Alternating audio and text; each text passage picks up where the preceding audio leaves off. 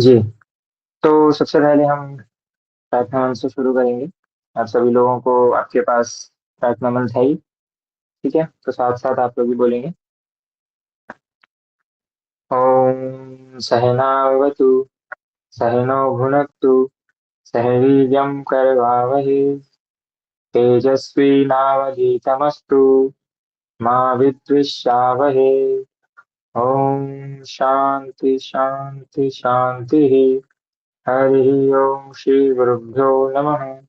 हरि ओम। सदाशिवसमारम्भाम् शङ्कराचार्यमध्यमाम् अस्मदाचार्यपर्यन्ताम् वन्दे गुरुपरम्पराम्। श्रुतिस्मृतिपुराणानाम् आलयं करुणालयम् नमामि भगवत्पादम् शङ्करं लोकशङ्करम्। शङ्करं शङ्कराचार्यं केशवं बादरायणं सूत्रभाष्यकृतौ वन्दे भगवन्तौ पुनः पुनः। ईश्वरो गुरुरात्मेति मूर्तिभेदे विभागिने व्योमवद्व्याप्तदेहाय दक्षिणामूर्तये नमः। ॐ अज्ञानतिमिरान्धस्य ज्ञानाञ्जनं शलाकया चक्षुरुन्मिलितं येन तस्मै श्रीगुरुवे नमः। गुरुर्ब्रह्मा गुरुर्विष्णु गुरुर्देवो महेश्वर गुरुर्साक्षात् परब्रह्म तस्मै श्री गुरुवे नमः। सभी लोग अपने आंख बंद कर लेंगे, मस्तिष्क पे ध्यान लगाएंगे और ध्यान मुद्रा में बैठेंगे और ओम के उच्चारण के साथ ध्यान करेंगे। हो सके तो सभी लोग अपना कैमरा ऑन कर लें ताकि आप लोग प्रत्यक्ष तौर पर हमें दिखें भी। ठीक है।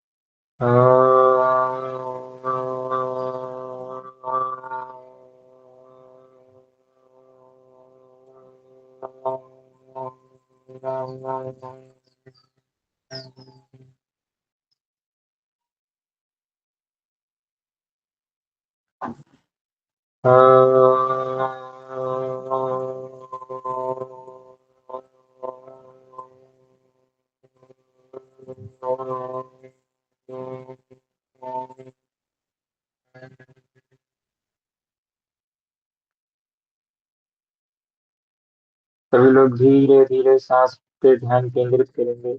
जितने भी विचार आपके मन में आते जा रहे हैं उन सभी विचारों को रोके ना, उनको अंक आने दें, उनको संकलित करें और फिर धीरे धीरे करके एक एक विचार को छोड़ते जाएं।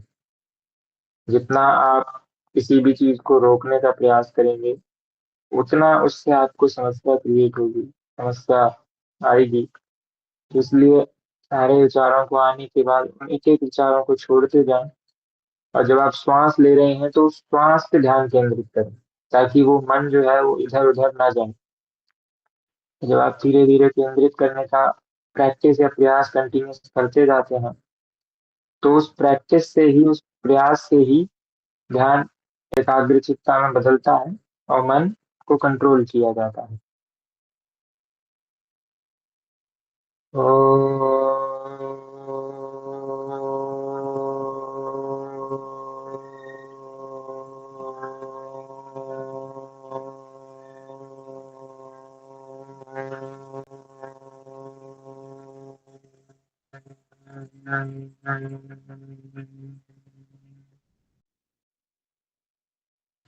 जब भ्रामरी, जिस भ्रामरी के भंवरे की तरह जो भ्रामरी होता है, उसको जब आप लंबे खींचते हैं और उसके बाद जब आप उसमें शांत हो जाते हैं, उसके बाद की जो शांति है, उस शांति को आप महसूस करें। वो शांति ही जो है, जो कि आपको परमार्थ का दर्शन कराती है, जिसको आप कहते हैं कि आप ब्रह्म को या सत्य को जान पा रहे हैं। वो शांति जो है वही उसका परम आभास है, परम सुख का आभास है, जिससे उसको हम आज जानेंगे। तो शांत होने के बाद फिर उस शांति को महसूस करेंगे। ठीक है।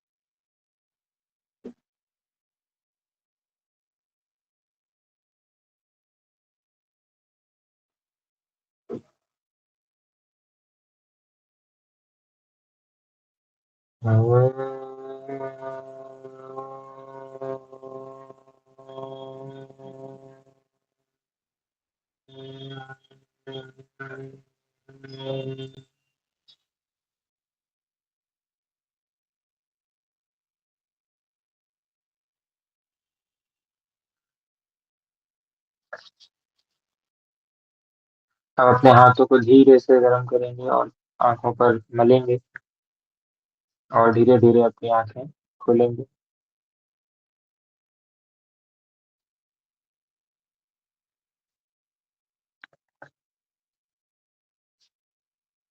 तो हम आखिरी कक्षा में जो है, कहाँ तक हमने पढ़ा था? 3 अवस्थाओं तक, है ना? 3 अवस्थाओं तक हमने जानने का प्रयास किया था। एक बार हल्के से जो पिछला है उसको एक बार रिमाइंड करेंगे, और उसके बाद फिर आगे की चीजें शुरू करेंगे। तो एक बार सभी साथ में बोलेंगे। वासुदेवेन्द्र योगेन्द्रम नत्वा ज्ञानप्रदं गुरुं मुमुक्षूणाहितार्थाय तत्त्वबोधो विधीयते। साधनचतुष्टयसम्पन्नाधिकारिणां मोक्षसाधनभूतं तत्त्वविवेकप्रकारं वक्ष्यामः। तो सबसे पहले हमने जो है अनुबंध चतुष्टय के बारे में जाना। उसके बाद साधन चतुष्टय के बारे में जाना, जिसमें नित्यानित्य विवेक वस्तु, है ना, यहाँ मुद्रा फल भोग विराग समाधि संपत्ति मुमुक्षुत्वम चैति। नित्यानित्य विवेक, विवेक क्या है, वैराग्य क्या है, शम आदि सत संपत्तियां क्या है, शम दम, है ना, अपरम तितिक्षा। तो इसके बारे में हमने जानने का प्रयास किया। उसके बाद हमने श्रद्धा क्या है, साधन क्या है, और कैसे मन को एकाग्र करें, कैसे चित्त को एकाग्र करें, इन सब के बारे में जाना। उसके बाद मोक्षुत्वम क्या है, मोक्ष क्या है। मतलब मोक्ष की जो स्टार्टिंग था कि भाई मुमुक्षु होना चाहिए कोई भी व्यक्ति, जिसको भी जो भी ग्रंथ पढ़ रहा है उसको उस चीज के बारे में समझ होनी चाहिए। उसके बाद हमने विवेक के बारे में जाना, है ना, इंक्वायरी इनटू द ट्रुथ के बारे में, कि विवेक क्या है, परमानेंट और इम्पर्मानेंट को कैसे डिस्क्रिमिनेट करते हैं। और उसके बाद फिर हम आत्मा के बारे में जान रहे थे। तो आत्मा के बारे में जानने के लिए एक सिद्धांत प्रयोग होता है, जिसको कि आप कहते हैं नीति नीति का सिद्धांत, कि ये नहीं की अवधारणा से। तो हमने पहले जाना कि आत्मा क्या नहीं है। ठीक है, तो उसमें हमने पढ़ा स्थूल सूक्ष्म कारण शरीरादः व्यतिरिक्तः पंचकोशातीत सन अवस्थात्रय साक्षी सच्चिदानंद स्वरूपः सन यतिष्ठति सा आत्मा। यानी स्थूल सूक्ष्म कारण शरीर से जो परे है, पंचकोशों से जो परे है, अवस्थाओं से जो परे है, वो साक्षी सच्चिदानंद स्वरूप आत्मा है। तो उसी के समानांतर हमने तीनों शरीरों के बारे में जाना, स्थूल सूक्ष्म और कारण शरीरों के बारे में। उम्मीद है आप लोगों को सब याद होगा, ठीक है, भूले नहीं होंगे आप लोग। उसके बाद जो है ज्ञान इंद्रियां, कर्म इंद्रियां क्या होती हैं, ज्ञान इंद्रियां क्या होती हैं, कैसे वो फंक्शन करती हैं, उनके विषय क्या है, उनके देवता क्या क्या हैं, उसके बारे में भी हमने जाना। और उसके बाद हमने तीनों अवस्थाओं के बारे में पढ़ा, जिसमें जागृत स्वप्न सुषुप्ति अवस्था। तो जागृत अवस्था क्या है, स्वप्न अवस्था क्या है, सुषुप्ति अवस्था क्या है, इसके बारे में भी हमने जानने का प्रयास किया।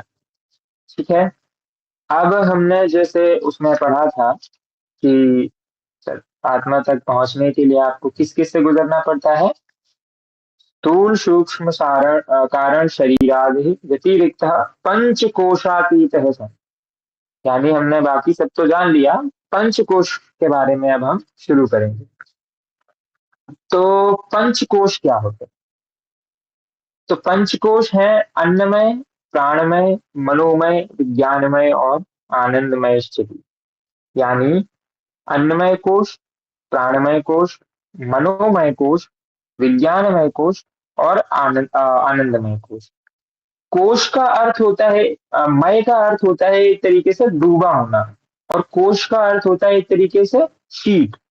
यानी कि जैसे आप तलवार जो होती है और मयान जो होती है, तो तलवार किससे कवर होती है, मयान से। वैसे ही हमारी आत्मा पे जो कवरिंग है, वो इन कोशों की कवरिंग है, जिसमें 5 प्रकार के कोश हम देखते हैं। और कोश में भी हम अन्नमय, प्राणमय, मनोमय, विज्ञानमय, आनंदमय जब पढ़ रहे हैं, तो यहाँ पर मय का जो अर्थ है, मय का अर्थ होता है डूबा हुआ। यानी अन्नमय कोश अन्न में डूबा हुआ है, प्राणमय कोश प्राण में डूबा हुआ है, मनोमय कोश मनो में डूबा हुआ है, विज्ञानमय कोश आपके इंटेलेक्ट, आपकी बुद्धि में डूबा हुआ है, और आनंदमय कोश जो है वो आपके आनंद में डूबा हुआ है। जिससे कि इन सबसे जो परे है, वो क्या हो जाएगी, आपकी आत्मा हो जाएगी। तो एक एक करके हम इनके बारे में जानें। तो सबसे पहले आता है आपका अन्नमय कोश। तो अन्नमय कोश कहा, ऐसा प्रश्न उन्होंने उठाया। तो क्या है अन्नमय कोश? अन्य रसेनैव भूत्वा अन्य रसेनैव वृद्धिं प्राप्य अन्य रूप पृथिव्याम यदि लीयते तदन्नमय कोशः स्थूल शरीरम। यानी कि what is the food sheet? So that which is born from the essence of food grows by the essence of food and merges into the earth, which is the nature of food, is called the food sheet or the gross body। यानी इसको gross body से भी link किया जाता है। कहने का अर्थ क्या है कि अन्नमय कोश क्या है, कि जिस जो अन्न से बना, अन्न से जो पनपा है, अन्न से ही उसका पालन है, और वो अन्न में ही जाके मिल जाना है, यानी पृथ्वी में ही जाके मिल जाना है। इस प्रकार का जो नेचर जो है, जो कोश है, वो अन्नमय कोश होता है। इस प्रकार की जो शीट है वो अन्नमय कोश है। और इस प्रकार की शीट कौन सी है? हमारा स्थूल शरीर, जो अन्न से बना होता है, अन्न से ही उसका पालन है। इस जो बाहर का जो शरीर है हमारा, वो उसका सारा चीज किससे होना है? फूड से। अगर आप फूड नहीं खाएंगे तो पतले दुबले पतले हो जाएंगे या बहुत मोटे हो जाएंगे, है ना। उसी से आपका ग्रोथ होना है। और जब आप खाना बंद कर देंगे तो आप मर जाते हैं, है ना। तो यानी कि अन्नमय कोश इस प्रकार से हो गया, जिसमें अन्न जो है वो इम्पोर्टेंट फैक्टर प्ले करता है। ठीक है, और ये कहाँ पर घटित होता है? स्थूल शरीर में, यानी हमारा जो फिजिकल बॉडी है उसमें। ठीक है, तो इस प्रकार से जो है हमारी जो फिजिकल पर्सनैलिटी है, वो कौन डिराइव करता है? वो अन्नमय कोश डिराइव करता है। यानी अगर आपको अपना फिजिकलिटी पे चेंज करना है, आप चाहते हैं कि आप बहुत से स्मार्ट दिखें, हैंडसम दिखें, सुंदर दिखें, तो आप क्या करेंगे? अच्छा फूड खाएंगे, अच्छा खाना खाएंगे, है ना। तो अच्छे खाने से क्या है, आपका शरीर जो है वो हेल्दी होगा, बैलेंस्ड होगा, डाइट वेल। इसीलिए आप देखेंगे कि कभी भी जो है एक कहा जाता है कि आपको जिम वगैरह जब आप ज्वाइन करते हैं तो उसमें कहा जाता है कि डाइट प्लान होगा। तो उसको ही आप कहते हैं अन्नमय कोश के तौर पे देखा जाता है, जिसको कि ग्रॉस बॉडी के रूप में समझा जाता है। ठीक है। इसके बाद आपका जो है प्राणमय कोश है। तो प्राणमय कहा, प्राणाध्याय पंचवायानाम वागादिन्द्रिक पंचकम प्राणमय कोशः। यानी what is the vital air sheet. So Adi Guru Shankaracharya said the five psychological functions like pran and so on, and the five organs of action like speech and so on together form the vital air sheet। यानी आपकी जो कर्मेंद्रियां हैं उनके साथ जो पांच प्राण मिलते हैं वो क्या बनाते हैं, आपके क्या बनाते हैं, प्राणमय कोश। तो प्राणमय कोश में क्या है, पांच वायु कौन कौन सी हैं, प्राण, अपान, व्यान, उदान और समान। तो अब इनमें क्या क्या भेद है। तो जैसे कि आप देखेंगे, मतलब आप देखिए प्राण वायु से अर्थ आप समझिए, है ना। प्राण वायु से यानी हमारे शरीर में जो पांच जो वायु के जो इंपॉर्टेंस अंग है, यानी जहां से आप समझते हैं कि यहाँ पर एयर सर्कुलेशन है, एयर इंपॉर्टेंट रोल प्ले कर रही है। तो तो सबसे पहला है प्राण, है ना। तो प्राणमय कोश में सबसे पहला क्या है, प्राण है। प्राण का क्या है, जो हमारा जो ब्रीथिंग, हमारा जो स्पीच, इसमें जो एयर का सर्कुलेशन है वो प्राण में आता है। ठीक है। तो इनहेलेशन हम करते हैं, एक्सेलेशन हम करते हैं, सांस लेते हैं। तो ये किस प्रकार में हो गया, ये इसको क्या कहेंगे आप, प्राण वायु, है ना, जिसमें हम प्राण वायु कहते हैं कि अगर हम सांस लेना बंद कर दे तो हमारा क्या हो जाता है कि प्राण वायु रुक गई है। ठीक है। दूसरा क्या है, अपान। तो अपान क्या है, वेस्ट रिजेक्शन, यानी जो भी हम खाते हैं उसको हम निकालते हैं। तो उस प्रकार का जो वेस्ट रिजेक्शन का जो क्योंकि वहां पर भी एयर का प्रयोग हो रहा है ना।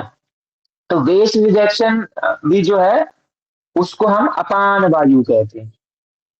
ठीक है। उसके बाद क्या होगा, व्यान, है ना।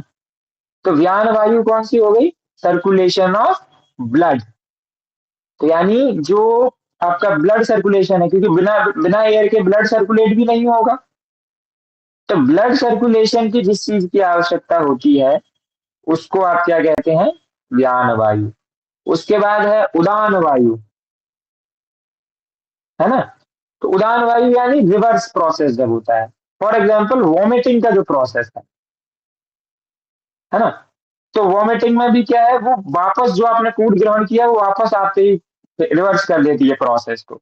तो जो रिवर्स प्रोसेस में जो होता है, रिएक्शनरी प्रोसेस में जो होता है, उसको आप कहते हैं उदान वायु। ठीक है। वॉमिटिंग हो गया, डकार लेना, वर्पिंग हो गया, शेडिंग हो गया, स्नीजिंग हो गया, है ना, जुकाम आपको हो जाता है, या फिर आप जो है इस प्रकार से, तो उसको क्या कहते हैं आप, उदान वायु। उसके बाद आता है आपका समान समान वायु। तो समान वायु में क्या है, फूड डाइजेशन, एसिमिलेशन, है ना। तो फूड डाइजेशन में भी जो है आपको वायु का प्रयोग होता है, एयर का प्रयोग होता है। तो यानी कि प्राणमय कोश जो है वो इन पांच वायुओं से बना हुआ है ना। और वायु जो है वो बड़ा इंपॉर्टेंट रोल प्ले करती है किसमें, प्राण में। तो कहते हैं प्राण निकल गए, है ना। तो वो प्राण निकल गए क्या होता है, जब वायु आपके शरीर से, ये पंच वायु में से कोई भी एक वायु आपके शरीर से जो है हो जाती है तो आप एक मृत अवस्था में, एक अचेतन अवस्था में आ जाते हैं। ठीक है। इसीलिए आप देखेंगे कभी भी कि जब व्यक्ति मरता है तो इन्हीं पांच द्वारों से उसका जो है वो प्राण निकलता है ना। तो या तो मतलब इंद्रिय होगा तो जैसे आंख खुली रह जाती है, निकली रह जाती है ना। या जैसे कोई मरता है तो उसका जैसे वेस्ट रिजेक्शन वाले पार्ट से अगर प्राण निकला है तो वहां से उसका वेस्ट रिजेक्शन हो जाता है। ऐसे ही करके कहा जाता है कि जो जीवन मुक्त व्यक्ति होते हैं उनके मस्तिष्क है जो पीछे उधर भाग है, वो जो पीछे का भाग है सर के, वहां से प्राण निकलता है, तो बड़ा वो उच्चतम वायु का वो माना जाता है कि अगर किसी का प्राण जो है सर के इस वाले हिस्से से अगर निकलता है, मतलब वहां पर चोट होता है जब प्राण निकलता है, तो वो एक ज्ञानी उसका अंश माना गया है, मतलब ज्ञानी व्यक्ति का जो है वो माना गया है। ठीक है। तो यानी कि इस तरीके से हम प्राणवायु को समझते हैं। ठीक है। तो ये कहाँ पर घटित होगा आपका, ये आपका सूक्ष्म शरीर में घटित होगा, यानी जो आपका सप्तल बॉडी है उसमें। तो अन्नमय कोश किसमें था आपका, स्थूल शरीर में, ग्रॉस बॉडी में। और प्राणमय कोश किसमें होगा आपका, सूक्ष्म शरीर में, क्योंकि यहाँ पर क्या क्या मिल गया है, 5 ऑर्गन्स ऑफ एक्शन और आपका जो है वायु। ठीक है। तो ये कोई फिजिकली टेस्ट तो आप नहीं कर सकते हैं, है ना, फिजिकल नेचर में तो नहीं आएगा, बाहर उस तरीके से नहीं प्रदर्शित है, पर इस तरीके से ये काम करता है। इसके बाद आपका है मनोमय कोश, यानी मनोमय क्या कोश क्या है, मेंटल शीट। तो मेंटल शीट में मनोमय कोश कहा, मनश्चा ज्ञान इंद्रिय पंचकः मिलित्वं यो भवति स मनोमय कोशः। यानी what is the mental sheet, the mind and the 5 organs of perception together form the mental sheet। Mental sheet कैसे बनती है, जब आपका मन और आपके 5 ऑर्गन्स ऑफ परसेप्शन यानी पंच ज्ञान इंद्रियां जब बन जाती हैं, तो आपका मनोमय कोश बनता है। ठीक है। तो इधर पे आपका क्या है, जैसे आप पहली चीज सोचिए, अन्नमय कोश में आपकी फिजिकल पर्सनैलिटी बन रही है, प्राणमय कोश में आपकी एनर्जेटिकल पर्सनैलिटी बन रही है, एनर्जी, है ना। मनोमय कोश में आपकी इमोशनल पर्सनैलिटी बनती है। तो यहां पर आप समझिए कि हमारे जो पंच कोश है, इसीलिए पंच कोश का सिद्धांत जो है वो योग योग दर्शन में बड़ा इंपॉर्टेंट माना गया है। जब आप योग दर्शन पढ़ेंगे तो आपको पंच कोश पढ़ना पड़ता है समझने के लिए। तो यानी कि आपकी जितनी भी पर्सनैलिटीज है वो इन्हीं पंच कोशों पर निर्धारित करती हैं। इसीलिए हम आत्मा से जस्ट पहले इन पंचकोशों को पढ़ेंगे। तो मनोमय कोश जो है वो मेंटल शीट है ना, और मेंटल शीट जो है वो किससे रिलेटेड है, आपके इमोशनल पर्सनैलिटी, जिसमें क्या क्या आता है, आपका मन आता है और आपके 5 ऑर्गन्स ऑफ परसेप्शन यानी ज्ञान, क्योंकि ज्ञान भी कहाँ होगा आपको, मन में होगा, है ना। तो यानी हैप्पीनेस है, सॉरो है, इस प्रकार के जितने भी इमोशनल जो भाव हैं वो आपके मनोमय कोश में बनते हैं। ठीक है। So it is the mind that perceives the object of the world through the senses. तो आपके पास सेंसेस तो है, पर उसको परसीव कौन करेगा, मन करेगा। इसीलिए कहा जाता है कि आपकी सेंसेस को अगर आपको कंट्रोल में रखना है तो आपको मन में कंट्रोल में रखना पड़ेगा, मन को कंट्रोल में रखना पड़ेगा। समझ रहे हैं। तो इसके बाद हमारा जो है वो है इंटेलेक्चुअल शीट, यानी विज्ञानमय कोश। तो विज्ञानमय कोश में पूछते हैं कि विज्ञानमय कह, यानी विज्ञानमय कोश क्या है। तो बुद्धि ज्ञानेन्द्रिय पंचकम मिलित्वम यो भवति सा विज्ञानमय कोशा। यानी what is the intellectual sheet? So the intellect and the 5 organs of perception together is the intellectual sheet। वहां पर क्या था, मन था, यहाँ पर क्या है, बुद्धि है। तो जब बुद्धि के साथ पंच ज्ञान इंद्रियां मिलती हैं तो क्या बनता है आपका इंटेलेक्चुअल सो। अब अभी तक हमने क्या जाना था कि मन और बुद्धि एक ही है, मन में ही बुद्धि का जो है वो रहेगा। ठीक है, अभी तक हम नहीं जानते थे इन जनरल परसेप्शन, बट ऐसा नहीं होता है, मन और बुद्धि में भी वे क्योंकि मन तो सब हमारे पास सबके पास है, पर इंटेलेक्ट उसमें है कि नहीं, बुद्धि उसमें है कि नहीं, है ना। तो तो क्या हो गया, वो एक तरीके से इंटेलेक्चुअल वो पर्सनैलिटी हमारी दिखाता है। यहाँ पर क्या था, हमारा इमोशनल पर्सनैलिटी दिखाया मन ने, और बुद्धि हमारी क्या दिखाती है, इंटेलेक्चुअल पर्सनैलिटी, यानी हमको ज्ञान होता है, हमको चीजों की समझ होती है। तो वो मन में नहीं, वो बुद्धि में बनेगी, यानी विज्ञानमय कोश में बनेगी। ठीक है, यानी मुझे कुछ ज्ञान है, मुझे कुछ पता है, मुझे कुछ, मेरी पर्सनैलिटी है, मैं कुछ रख पा रहा हूँ समाज में। ठीक है, तो इसको पर्सनैलिटी शीट भी कहते हैं। तो जितनी भी जो डिसीजन मेकिंग है वो कहां पर होगी आपकी, विज्ञानमय कोश में। ठीक है, तो perception involve both the mind and the intellect. तो यानी कि कभी भी जब आप परसीव करोगे किसी ऑर्गन से, तो पहले वो मन के पास जाएगी और फिर मन उसके बाद बुद्धि के पास भेजेगा, और बुद्धि उसको जो है ज्ञान रूप से देखेगी। है ना, इसीलिए कहते हैं ना बुद्धि का प्रयोग करो। कभी कहा है मन का प्रयोग करो, क्योंकि मन इमोशनल है। वो आपको जो है वो तो इमोशंस पे कहते हैं, इमोशंस पे जाएगा। लोगों ने क्या कहा कि हार्ट हार्ट से सोचिए, मन से मत सोचिए। मन भी इमोशनल है, हार्ट तो है ही है, मन भी इमोशनल है। तो अगर मन से भी कोई व्यक्ति सोचेगा, तो वो यही सोचेगा कि जो हार्ट सोच रहा है एक तरीके से। तो जो हृदय और उसका वो है ना कॉन्ट्रडिक्शन, कि किसी भी व्यक्ति को जो है थोड़ा सा स्ट्रांग होना चाहिए, उसको मन से सोचना चाहिए, उसको दिल से नहीं सोचना चाहिए। तो वो मन से नहीं सोचना चाहिए, उसको बुद्धि से सोचना चाहिए। समझ रहे हैं? यानी विज्ञान में कोश क्या हो गया आपका, डिसीजन मेकिंग की जगह आपकी वो हो गई इंटेलेक्चुअल पर्सनालिटी। और ये जो आपका वाइटल एयर, मेंटल एयर और इंटेलेक्चुअल एयर, यानी जो आपका प्राणमय, मनोमय और विज्ञानमय जो कोश है, वो क्या बनाते हैं, वो बनाते हैं आपका सूक्ष्म शरीर। और पहला वाला क्या बनाता है आपका, स्थूल शरीर। तो ये तीन चीजें साथ साथ चल रही हैं। सिर्फ हम वो नहीं पढ़ रहे हैं कि हम सिर्फ कोश पढ़ रहे हो, हम कोश के साथ साथ क्या क्या पढ़ रहे हैं, शरीर भी पढ़ रहे हैं, और शरीर के साथ साथ हम अपनी पर्सनैलिटी भी पढ़ रहे हैं। ठीक है ना? तो इसके बाद जो आता है वो है आपका आनंदमय कोश, ब्लिस की। ये बड़ी इंटरेस्टिंग चीज है ना? तो ये इंटरेस्टिंग कैसे है कि आनंदमय कहा, तो एवमेव कारण शरीर भूता विद्या स्थमिलित मिलनस्त्वम प्रियादिवृत्ति संगीतः तथा आनंदमय कोश, एतत् कोश पंचकम।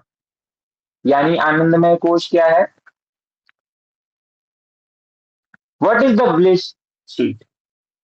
भाई आपने सारा चीज बताया, आनंदमय कोश बता रहे हैं, तो ब्लिस, उसको ब्लिस शीट कहा जाता है, आनंद को ब्लिस कहा जाता है। तो what is bliss sheet, established in ignorance, which is of the form of causal body of impure nature, united with thoughts like prayer and so on, is the bliss। ठीक है, क्या क्या इंपॉर्टेंट है यहाँ पर, सबसे पहले आता है established in ignorance, है ना, कारण शरीर भूता अविद्या अस्त मलिनस्त्वम, यानी established in ignorance which is of the form of causal body. जब हमने कारण शरीर पढ़ा था तो क्या पढ़ा था, कारण शरीर की जो अवस्था है वो सुषुप्ति की अवस्था है। वहां पर आपको, मतलब वो एक तरीके से आनंद की अवस्था है, पर आनंद के साथ साथ वहां पर क्या है, अज्ञानता भी है, इग्नोरेंस भी है ना। तो अब आप कहेंगे कि कारण शरीर भी आनंद की अवस्था में है, तो आत्मा भी आनंद की अवस्था में है, तो फिर कारण शरीर ही आत्मा हो जाना चाहिए। पर कारण शरीर में क्या है, अज्ञानता है, इग्नोरेंस है, इसलिए वो आत्मा नहीं हो पा रहा है। वो होना तो चाहता है पर हो नहीं पा रहा है।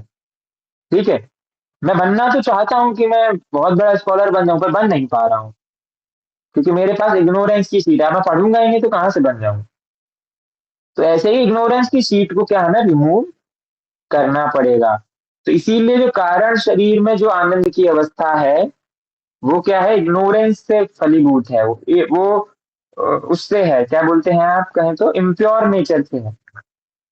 क्योंकि वहां पर भी जो थॉट्स हैं, जो पसंद है नापसंद वाला चीज है, वो सारी थॉट्स तो है।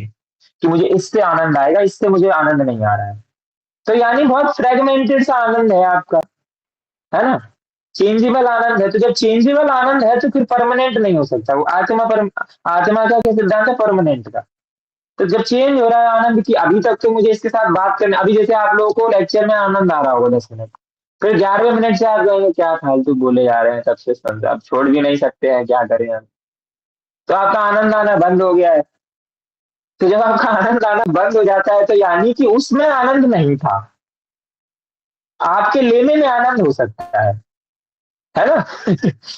तो ये चीज आप इससे आनंद में कोश को समझ सकते हैं।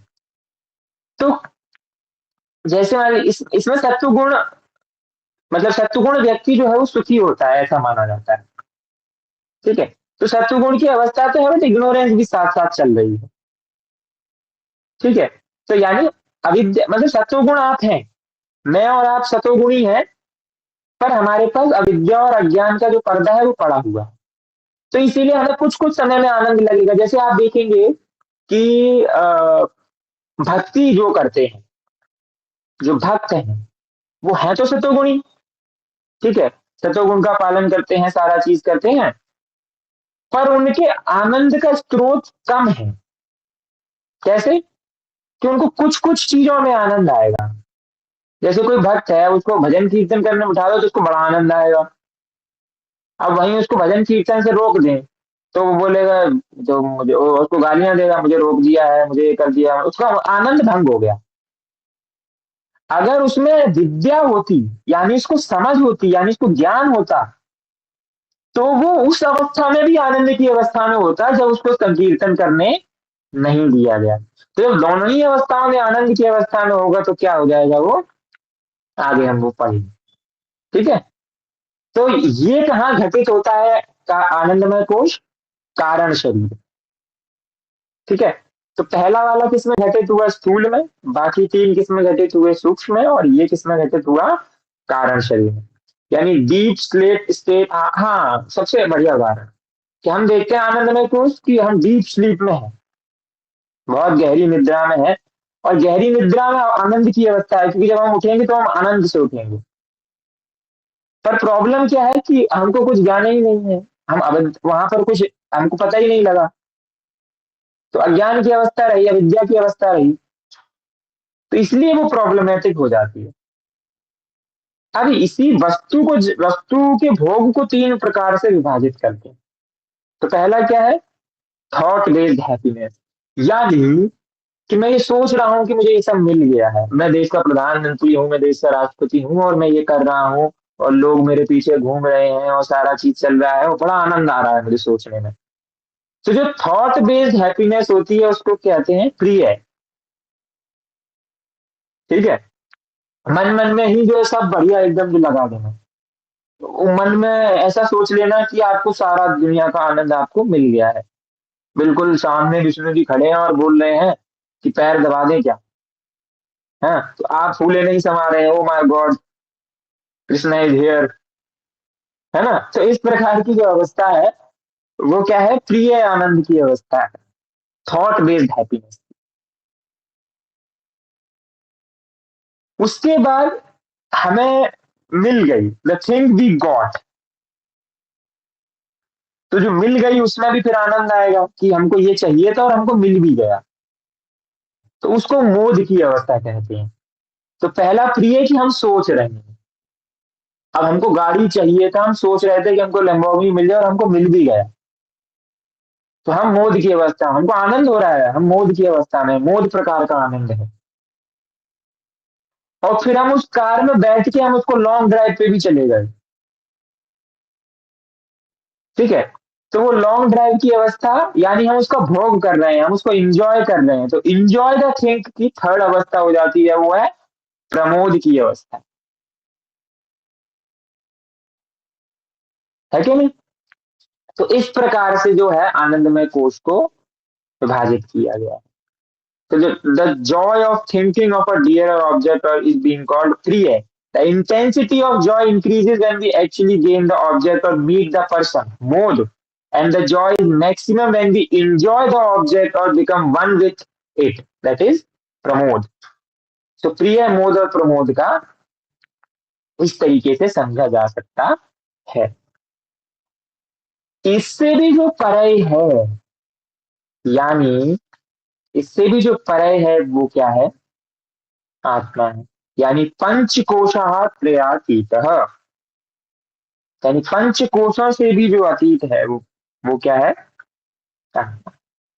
तो इस प्रकार से हमने क्या पढ़ा? पंच कोशों को समझा, पंच महाकोशों को समझा।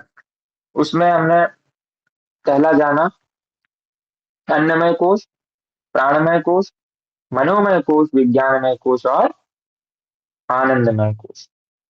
ठीक है, समझ में आ गया सभी को? किसी का कोई प्रश्न?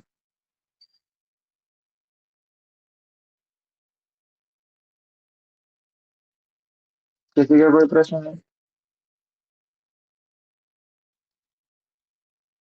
ठीक है, तो बियॉन्ड द फाइव शीट्स। अब पांच शीट तो हमने पढ़ ली, के बाद क्या? तो क्या कहा गया? मदीयम शरीरम मदीयाय प्राणः, मदीयम मनश्च मदीयाय बुद्धिर मदीय, अज्ञानमिति स्वयमेव ज्ञायते, तदथा मदीयते त्यजेन ज्ञातम, तत्कुंड तत्कुंडल गृहादिकम तस्माद् भिन्नं तथा पंचकोशादिकम तस्माद् भिन्नं मदीयत्वेन ज्ञातमात्मा न भवति।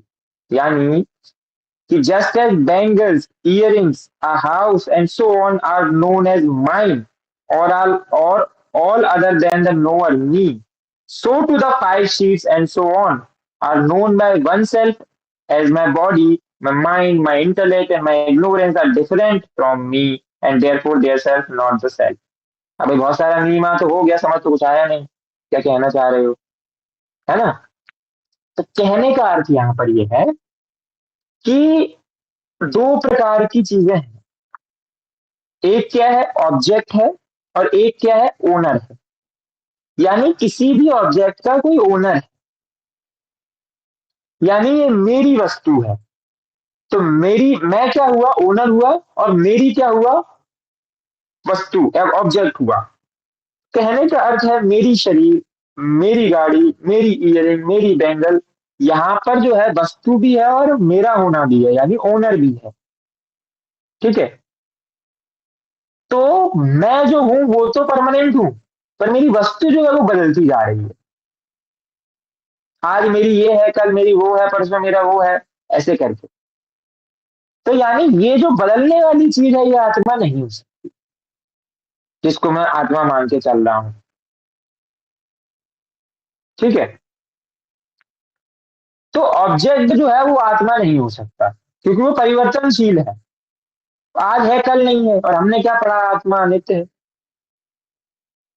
तो इन्होंने क्या कहा कि बियॉन्ड द फाइव शीट्स, यानी जितने भी कोश हमने पढ़े उन कोशों से परे होगा ये कोश, क्योंकि ये कोश नहीं हो सकते। तो जो है मेरा और मैं का भेद है इधर पे, ओनर और प्रॉपर्टी का भेद हो रहा है। ओनर और प्रॉपर्टी का भेद नहीं हो सकता, तो इनसे जो परे होगा, मदीयत्वेन ज्ञानात्मा न भवति। ठीक है, therefore it is not the self. तो अब सेल्फ है क्या? भाई सब तो आपने कह दिया कि ये भी नहीं है, वो भी नहीं है, और दिमाग का कर दिया है कचरा। ठीक है, अब हमको नहीं आ रहा है समझ में, तो भाई है क्या वो बताएं। तो जिसमें भी मेरा या मैं या मम लगा देंगे वो द्वैत का भाव है। ठीक है, यानी जब आप कहेंगे कि ये मेरा है, ये मम का जो भाव है वो आप लगा देते हैं, तो वो किसका बन जाता है? द्वैत का भाव बन जाता है। अब हम पढ़ रहे हैं तत्व बोध, और लिखा हुआ आदि शंकराचार्य ने, और वो शंकराचार्य जो है वो प्रणेता है अद्वैत के। ठीक है, यानी दूसरा है ही नहीं। उन्होंने ये नहीं कहा कि एक है, उन्होंने कहा दूसरा नहीं है। अंतर है दोनों में, एक होने में और दूसरा नहीं होने में अंतर है। इसीलिए हम वही वही परंपरा में पढ़ते आ रहे हैं, नहीं होने की परंपरा में पढ़ते आ रहे हैं। वो पहली, भाई अद्वैत का मतलब आपने मान लिया कि एक है, उन्होंने कहा दूसरा नहीं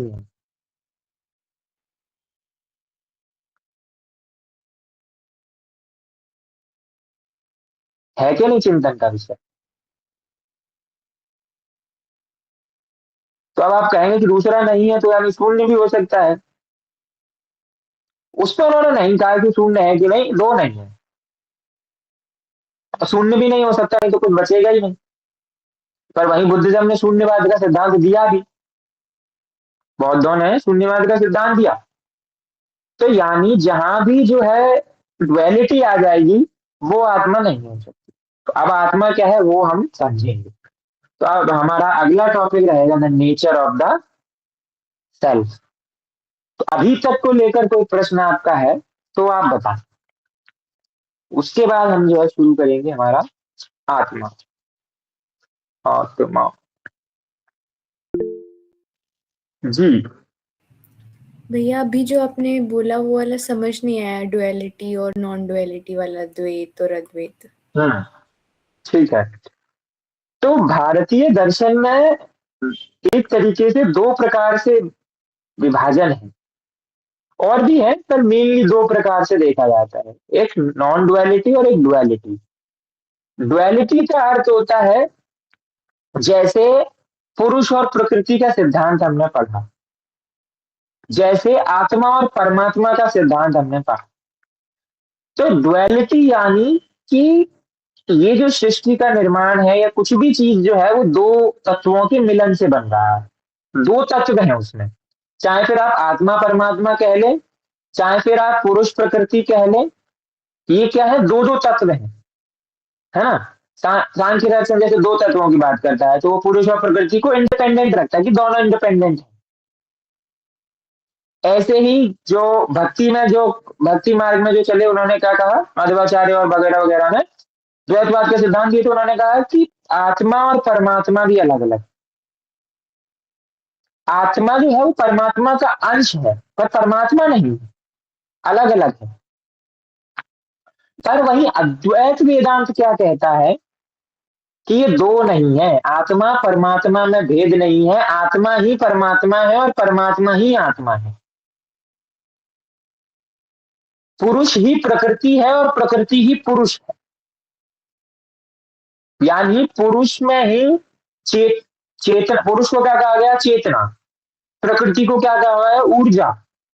तो यानी चेतना में ही ऊर्जा निहित है, अलग से कुछ नहीं है। यानी परमात्मा में ही आत्मा है और आत्मा में ही परमात्मा है, भेद नहीं है। तो ये जो भेद की बात है वो नॉन डुअलिटी और डुअलिटी है। यानी जो दो लोगों दो चीजों में भेद करते हैं, दो वस्तुओं में दो तत्वों में भेद करते हैं उसको डुअलिटी कहा गया, और जहां वो अभेद हो जाते हैं उसको नॉन डुअलिटी कहा गया। और इसी को बाद में चैतन्य महाप्रभु भेदा भेद कहते हैं। वो दोनों को कंटिन्यूअस लेके चल रहे हैं। उनका ये मानना है कि कभी ये भेद हो जाता है और कभी ये अभेद हो जाता है, यानी कभी ये नॉन डुअल है और कभी ये डुअल है, जिसका सिद्धांत चैतन्य महाप्रभु ने बाद में दिया। तो माधवाचार्य ने द्वैत दिया एक बार, हाँ माधवाचार्य नहीं है, एक बार चेक कर लेना माधवाचार्य का, और शंकराचार्य का अद्वैत। ठीक है। ऑल्दो इनसे पहले भी है, मतलब ऐसा नहीं कि पहले ही नहीं है, क्योंकि सांख्य दर्शन में भी वो दोनों में दोनों दोनों तत्वों को अलग अलग रख रहे हैं। वहीं वेदांत ने अद्वैत ने उन दोनों को अलग अलग नहीं रखा है। तो ये जो है वो नॉन डुअलिटी और डुअलिटी है। इस पे हम बाद में विस्तृत चर्चा भी करेंगे एक बार, दोनों और भैया, और आपने एक वो कहा था कि ऑब्जेक्ट एंड ऑनर वाला, मतलब मेरा और वो जो है, तो भैया जो आइस वाला एस्पेक्ट है वो भी तो चेंज होगा ऑब्जेक्ट के साथ साथ, क्योंकि आइस हमारे वाला। में भी तो चेंजेस आते हैं। हाँ मैं वही कह रहा हूँ, मतलब आई वाला तो वही मैं कह रहा हूँ ना कि वहां पर आई जो है वो आप, अब आप सोचिए कि आपने आई आइस को माना, आपने आई किसको मानेंगे आप, या तो पंच कोशों में से किसी कोश को मानेंगे, या पंच इंद्रिया में से ज्ञान इंद्रिय कर्म इंद्रियों में से किसी को मानेंगे, या उसको मानेंगे। तो यानी ये भी जो है वो आत्मा नहीं है, क्योंकि आप आई किसको मान रहे हैं, आप आई उसको मान रहे हैं जिसको आई नहीं मानना है।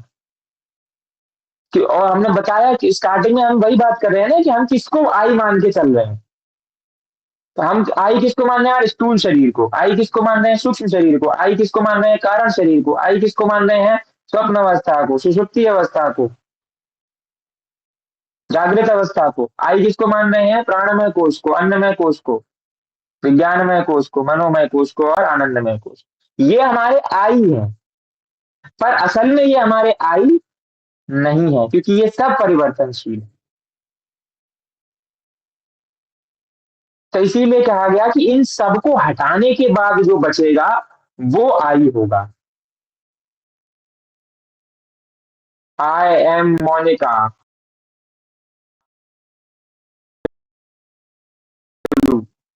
है ना। आई है ज्योग्राफी सब्जेक्ट।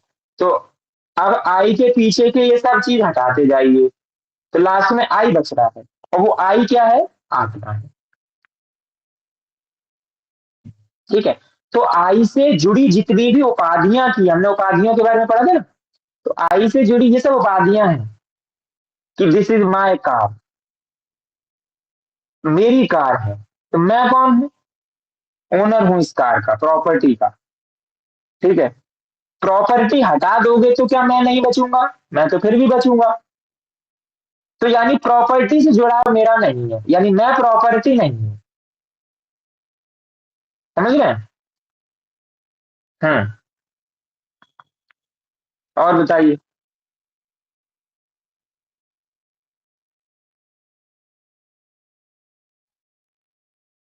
ठीक है। तो अब हमारा जो है बड़ा इंपॉर्टेंट विषय है, वो है the nature of the self, यानी आत्मा का क्या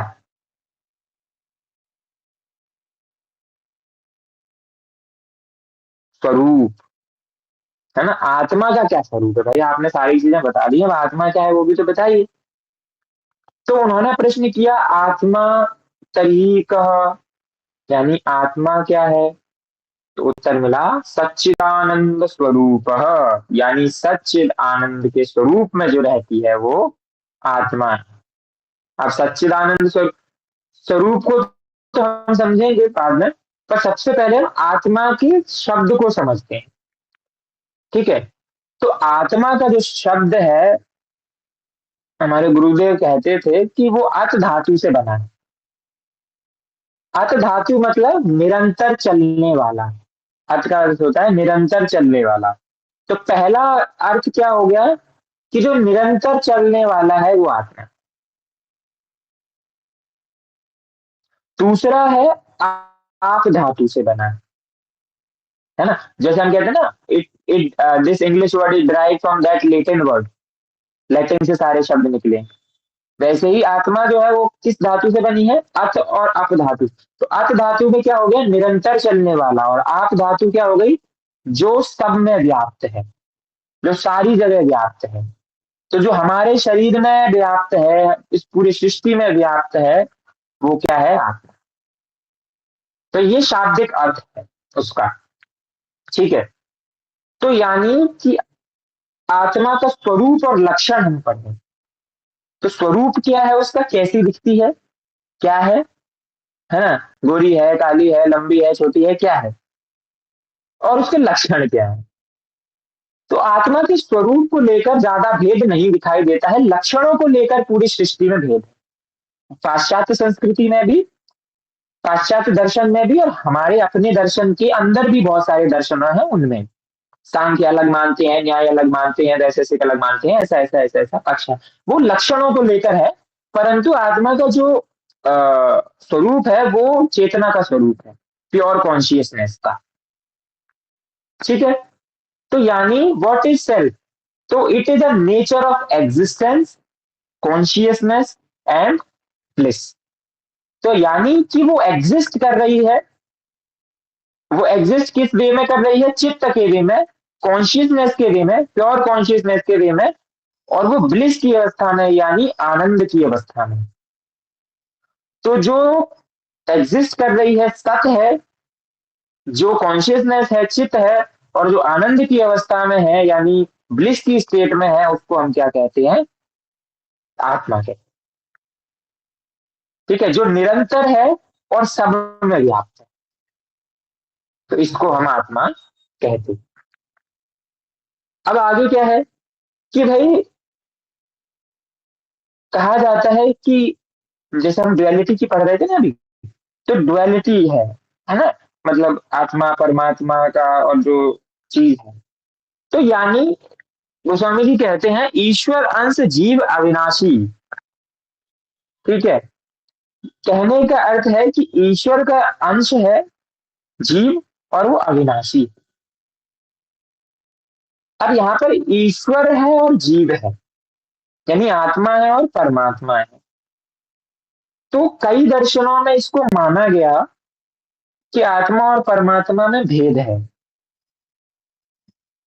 यानी परमात्मा कोई हायर अथॉरिटी है और आत्मा उसकी सबऑर्डिनेट अथॉरिटी है।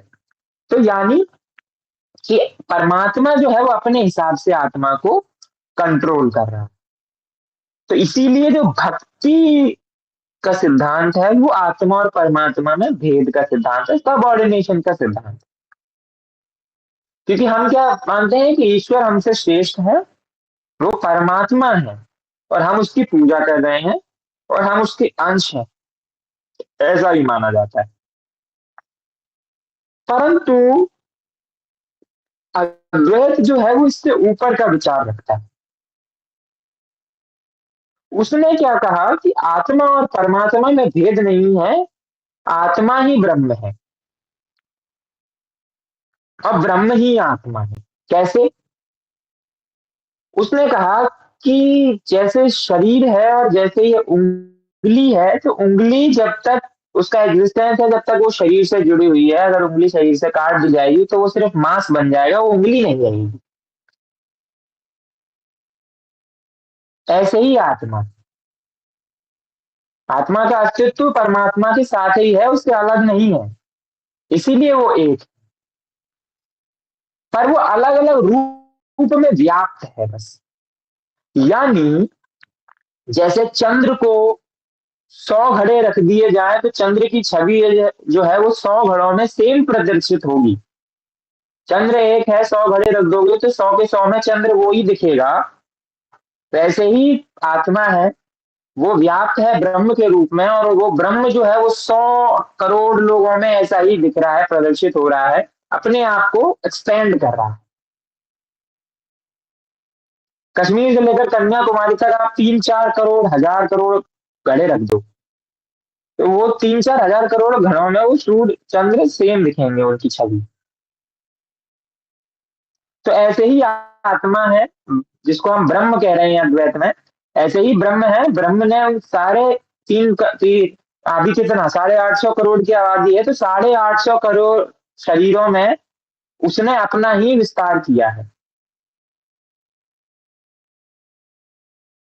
तो इसीलिए उनमें भेद नहीं है। समझ रहे हैं आप? तो वैसे अद्वैत और बाकी दर्शनों ने ये माना कि चेतना जो है वो अपने आप में ही पूर्ण है, परंतु न्याय और वैशेषिक का ये मानना है कि शरीर से जुड़ने के बाद चेतना में एनर्जी आती है। मतलब चेतना अगर शरीर से न जुड़े तो उसका कोई एग्जिस्टेंस नहीं, शरीर से जुड़ने के बाद ही उसका एग्जिस्टेंस का इंपॉर्टेंस। ये कौन मानता है? न्याय और वैशेषिक। बाकी सब में वही समानता है कि वो कॉन्शियसनेस है, वो चेतना है और अपने आप में ही परिपूर्ण है, पूर्ण है अपने आप में। वो इंडिपेंडेंट भी एग्जिस्ट कर रही है, उसको किसी की आवश्यकता नहीं है, उसको शरीर की आवश्यकता भी नहीं। समझ रहे हैं आप लोग? तो उसके लक्षण क्या है आत्मा के? सत, चित और आनंद। तो ये लक्षण है। अब आत्मा का स्वरूप मैं बात करें तो स्वरूप आत्मा का कोई ऐसा नहीं है कि उसका कोई फिजिकल नेचर है, कोई ऐसा एंटिटी में है, कुछ ऐसा दिख रहा है, ऐसा कुछ नहीं है। आत्मा कोई मॉडल नहीं है, ठीक है, तो इसलिए उसके स्वरूप का कोई वर्णन नहीं है। समझ ना? तो इसीलिए कहा गया कि अजो ने क्या कहा जाता है कि न मिरियते आत्मा का जो वर्णन है वो आप देखेंगे भगवत गीता में हमें देखने को मिलता है। तो वहां पर क्या है, न जायते म्रियते वह कदाचित नाय भूत्वा भविता व न भूया अजो नित्य शाश्वत पुराणो न हन्यते हन्यमाने शरीरे। यानी जिसका न जन्म हुआ है न वो मर सकता है, अजो नित्य शाश्वत पुराणो, जो शाश्वत है पौराणिक है। तो क्या कहा कि अजो नित्य शाश्वत पुराणो न हन्यते हन्यमाने शरीरे। यानी कि जो शाश्वत है, पुराण है, न जिसका जन्म हुआ है, न जो मर सकता है, वो क्या करता है, एक शरीर से दूसरे शरीर में मूव करता है, और एक शरीर खत्म होने पर भी उसका अंत नहीं होता। जैसा कि हम थ्योरी ऑफ एनर्जी पढ़ते हैं कि energy can not be created nor be destroyed, it can just transform from one form to another. तो सांख्य दर्शन में चेतना को क्या कहा गया है, कॉन्शियसनेस। और पुरुष को क्या कहा गया है, कॉन्शियसनेस, चेतना। और प्रकृति को क्या कहा गया है, धातु या एनर्जी। ठीक है। तो वहां पर यहां पर एक ही हो जाता है वो, तो जो है चेतना ही एनर्जी है, जैसे अद्वैत ने कहा एक ही है, वो अलग नहीं है। तो जैसे एनर्जी का सिद्धांत है कि वो उसको क्रिएट और डिस्ट्रॉय नहीं किया जा सकता है, मैकेनिकल को केमिकल में, केमिकल को मैकेनिकल में, मैकेनिकल को इलेक्ट्रिकल में, ऐसे ट्रांसफॉर्म किया जा सकता है, चेंज किया जा सकता है। वैसे ही आत्मा को है, आत्मा को मारा या जन्मा नहीं जा सकता है। It just transfer from one form to another. तो इस प्रकार से जो है वो नित्य है। तो सत्य कहा गया, सच्चिदानंद में सत्य पहले आया। तो which remains unchanged in the three periods of time, यानी एग्जिस्टेंस। तो सत्य का मतलब है एग्जिस्ट करना। तो जो तीनों ही कालों में कालात्रयातीत, यानी जो तीनों ही कालों के में एग्जिस्ट कर रहा है सत्य। ठीक है। तो आत्मा के स्वरूप, आत्मा के लक्षण हम देख रहे हैं। ठीक है। तो उसमें वो हमेशा एग्जिस्ट करेगा, जैसा कि हमने कहा भी कि अच धातु से है, यानी अनादिकाल से आ रहा है। और अनादिकाल का हमने क्या पढ़ा था, हमें नहीं पता कब से। ठीक है। तो घड़ा बनने से पहले भी मिट्टी था, अभी भी है, और टूटने के बाद भी मिट्टी हो जाएगा। तो तीनों ही एग्जिस्टेंस उसका, एग्जिस्टेंस तो है, रूप उसका परिवर्तित हो रहा है। वो मिट्टी से घड़ा हुआ, कि घड़े से दोबारा मिट्टी हो जाए। पर जब वो घड़ा बन गया था तो क्या मिट्टी मिट्टी नहीं थी, मिट्टी तो तब भी थी, बाद में भी रहेगी। तो यानी घड़े में मिट्टी है और मिट्टी में घड़ा है, ऐसी जगत में आत्मा है और आत्मा में जगत है। ठीक है। तो कहने का अर्थ यह है कि वो क्या है, सत्य है, यानी हमेशा उसका एग्जिस्टेंस है तीनों कालों में। और जैसा कि हमने पढ़ा था कि जब अवस्थाएं, जो हमने अवस्थाएं पढ़ी थी, डीप स्टेट और जागृत अवस्था, स्वप्न अवस्था और सुषुप्ति अवस्था। तो इन तीनों अवस्थाओं से जो परे है, जिसको कि तुलीय अवस्था हमने कहा था। ठीक है। तो तुलीय अवस्था में जो रहता है वो ब्रह्म अवस्था है। ठीक है। तो ब्रह्म का जो बोध होता है वो तुलीय अवस्था में होता है। और ये तीनों अवस्थाओं से परे की अवस्था है, जहां पर मतलब सुषुप्ति में आपके पास इग्नोरेंस नहीं होता है, आपके पास क्या है, ज्ञान है। ठीक है। अविद्या नहीं, विद्या है। तो जैसे, यानी कि भक्ति के लिए जो ईश्वर है, भक्त के लिए जो ईश्वर है वही ज्ञान में आत्मा है। भक्ति में जिस जो ईश्वर का सिद्धांत है वही ज्ञान, भक्ति मार्ग वालों के लिए ईश्वर वही है, श्रेष्ठ है, सर्वश्रेष्ठ है, अविनाशी है, अकंपन है, सारा चीज उसमें है, अनित्य है, शाश्वत है, पौराणिक है। ज्ञान मार्ग के लोगों के लिए क्या है, आत्मा वही है। ठीक है। तो आत्मा का पहला स्वरूप क्या हुआ, सत्य का, यानी वो एग्जिस्ट करेगी। दूसरा स्वरूप क्या है आत्मा का, चित्त का। तो चित्त क्या बोला गया, उन्होंने क्या कहा, तो पहला पूछा जाता है कि सत किम।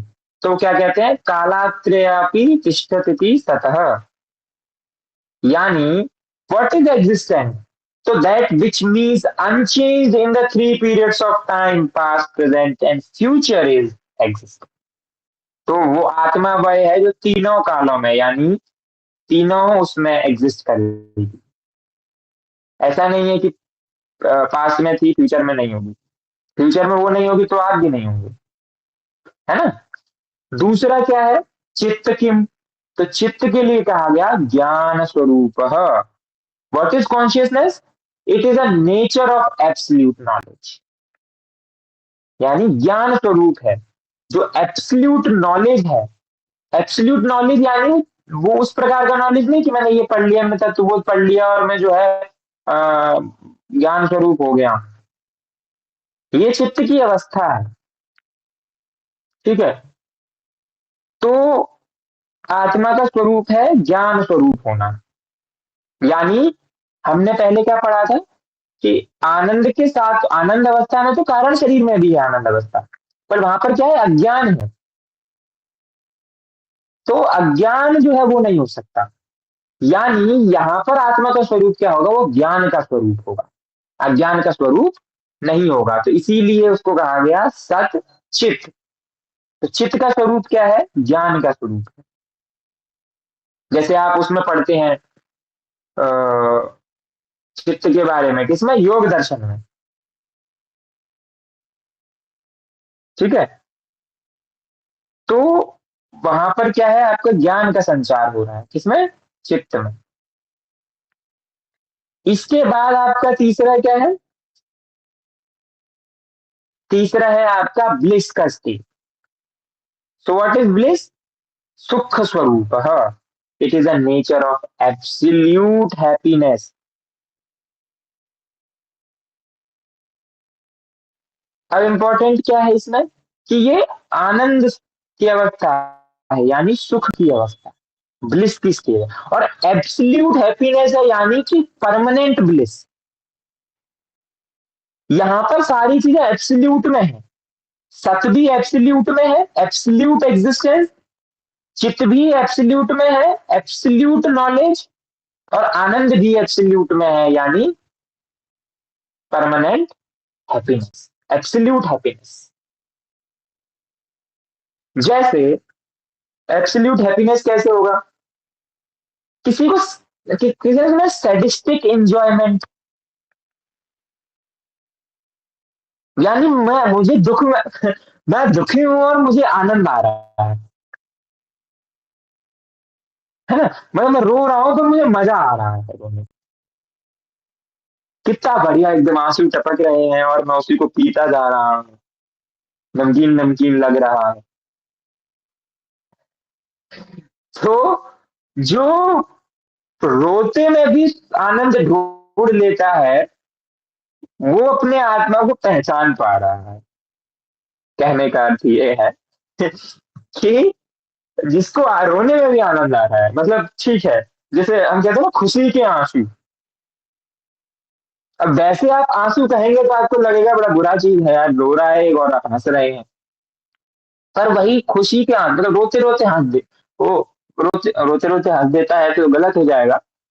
पर जैसे रो रहा है और मतलब खुशी से रो रहा है, जैसे किसी का कोई आईएएस बन गया, अब उसके अंदर इतनी खुशी है कि उसके बाहर आना है, तो बाहर कहाँ से आएगा, आंखों की वायु से आ जाएगा, है ना, तो आंसू टपक जाएंगे।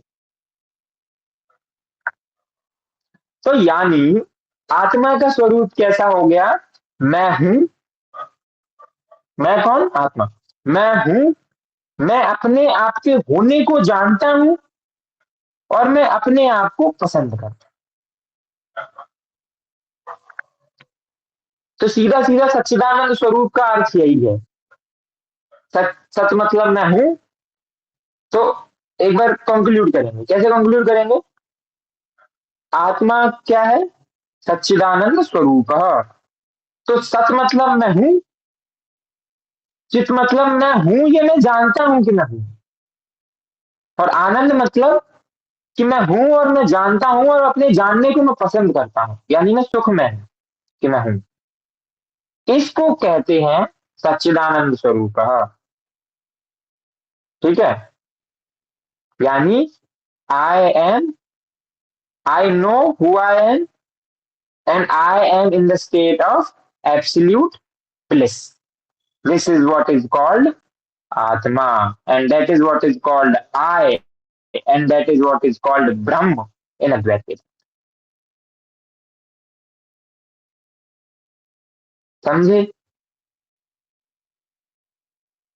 तो जो भी व्यक्ति अपने आप को ये जानता है कि मैं सच्चिदानंद स्वरूप हूं, वही व्यक्ति क्या हो जाता है? मोक्ष को प्राप्त हो जाता है, वही जीवन मुक्त हो जाता है, वही ब्रह्म हो जाता है। अब आप कहें कि मैं जान गया हूं, मैं ही हूं, और मैं आनंद की अवस्था में ही हूं, और आनंद की अवस्था के साथ साथ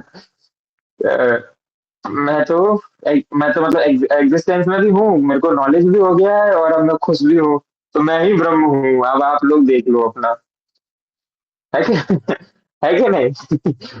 तो ये आप मान सकते हैं, थोड़े समय के लिए मान सकते हैं, पर अभी आपको कोई चांटा मार दे तो आप ब्रह्म ब्रह्म छोड़ देंगे, दूसरे में चांटा मार देंगे, है ना? तो यानी वहां आपका वो सुख जो था वो भंग हो गया। तो अगर वो सुख भंग हो गया यानी वो क्षणिक था, यानी वो किसमें? आनंदमय कोश में आ सकता है। तो अभी आप आनंदमय कोश में हो सकते हैं, आनंदमय कोश से जब आप परे हो जाएंगे तो आप आत्मा हो जाएंगे। ठीक है? तो जो भी कहते हैं कि हम लोग जो है बैरागी हो गए, हम लोग सन्यासी हो गए, हम लोग जो है ब्रह्म को जान गए, और हम ही ईश्वर हैं, आई एम गॉड, अपन ही भगवान है, ऐसे करके कोई डायलॉग है ना किसी मूवी का, तो अपन ही भगवान है। तो अपन ही भगवान है वाला ठीक है, पर वो आप टेम्पररी भगवान है ना? टेम्पररी भगवान क्यों है? क्योंकि जब तक आप इस अवस्था में रहेंगे तब तक आप ईश्वर की श्रेणी में रहेंगे, ब्रह्म की श्रेणी में रहेंगे। जैसे ही आप इस अवस्था से हटे तो आप ब्रह्म नहीं रहेंगे। तो ये क्या है? मतलब मजाक बना रखा है आपने ब्रह्म का, कि अभी हूं 1 मिनट पहले और अब नहीं हूं। तो इसीलिए जो है व्यक्ति ज्ञान होने के बाद भी ज्ञानी नहीं हो सकता। यानी किसी को शिक्षा है, किसी के पास बुद्धि है, किसी के पास सारा चीज पढ़ लिया है, सब चीज जान लिया है, सब जानने के बाद भी उसमें, जैसे ज्ञानियों के पास क्या आ जाता है? अहंकार आ जाता है। तो जब ज्ञानियों के पास अहंकार आ गया भाई साहब, तो वो क्या ज्ञानी हुआ? वो कह वो कह रहा है कि मैं ब्रह्म हूं, तो वो ब्रह्म नहीं है, वो फेंक रहा है बस। क्योंकि अगर वो ब्रह्म होता तो वो कहता ही नहीं। क्योंकि अगर कोई ये कह रहा है कि मैं ज्ञानी हूं, तो वो ज्ञानी नहीं है। क्योंकि ज्ञानी कभी नहीं कह सकता कि मैं ज्ञानी हूं, क्योंकि उसको सत्य का पता है। और जिसको सत्य का पता है वो क्या कहेगा? कि मुझे नहीं पता। जिसको सब पता है उसको कुछ नहीं पता, और जिसको सच में सब पता है, जो नहीं बोलता है, उसको सब कुछ पता है। जो कहे कि मुझे कुछ नहीं पता, यानी उसको है, वो चुप है, उसको पता है, पर वो नहीं है उस अवस्था में। वो वाले नहीं, इन जनरल नहीं बोल रहा हूँ, व्यवहारिक सत्य और पारमार्थिक सत्य का भेद करिएगा आप इस लाइन में। अब कोई कहे कि हमको पता ही नहीं इंटरव्यू में बैठ के, और इंटरव्यू उसको बोले जाओ फिर नहीं पता, तो यहाँ क्या कर रहे हो? अब आप ज्ञानी होने के लिए कि हम तो ज्ञानी दिखेंगे, तो हम ये बोल देते हैं कि हमको नहीं पता कुछ। अब वो बोलेगा कि आप ही ब्रह्म है, तो बोलेगा जाओ कहीं और नौकरी ढूंढो, है ना? तो व्यवहारिक सत्य और पारमार्थिक सत्य में भेद ढूंढना है, समझना चाहिए, है ना? तो इस प्रकार से कहा गया कि एवं सच्चिदानंद स्वरूपा स्वात्मानम विजानियात, यानी those one should know oneself to be of nature of existence consciousness bliss, that is called आत्मा। ठीक है? तो इस प्रकार से हमने साधन चतुष्टय संपन्न तरीके से आत्मा के एग्जिस्टेंस को जाना। तो यहां तक सब जान गए हैं? यहाँ तक किसी को कोई प्रश्न, कोई समस्या, कोई प्रॉब्लम तो बताइए जी। ये पूछना कि जब हम एब्सोल्यूट की बात कर रहे हैं एब्सोल्यूट को हम डिफाइन कैसे करेंगे? ये एब्सोल्यूट है या ये इनकम्प्लीट है? हम ये आइडेंटिफाई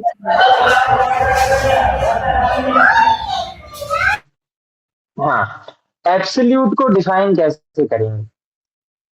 तो जैसा कि हमने स्टार्टिंग में जाना कि इस ज्ञान का माध्यम क्या होगा? इस ज्ञान का माध्यम होगा गुरु और ग्रंथ।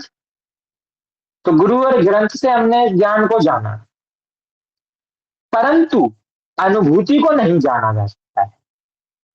यानी कि अनुभूति को कोई बता नहीं सकता।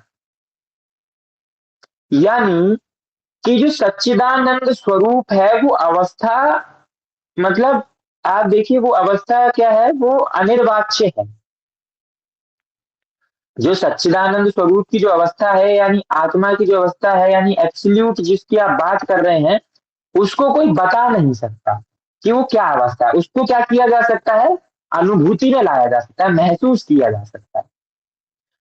तो जब आप कहते हैं कि इसको एब्सोल्यूट को जानेंगे कैसे, वो आपको अपने आप अनुभूति हो जाएगी इसकी, कि आप सच्चिदानंद स्वरूप हो गए हैं। इसीलिए मैंने कहा ना कि जो एक बता पा रहा है कि वो उसमें है ना, वो ब्रह्म हो गया है, तो बता पा रहा है यानी वो नहीं हो पाया है। तो अनिर्वाच्य की जो, इसीलिए ब्रह्म, इसीलिए इस ज्ञान को लास्ट में क्या कहा गया? अनिर्वाच्य कहा गया, यानी उसका वाचन नहीं किया जा सकता। वो अनुभूति का विषय है, उसको अनुभव में लाया जा सकता है, उसको अपने अंदर अनुभव किया जा सकता है। ईश्वर को, शक्ति को आप अपने अंदर अनुभव करते हैं।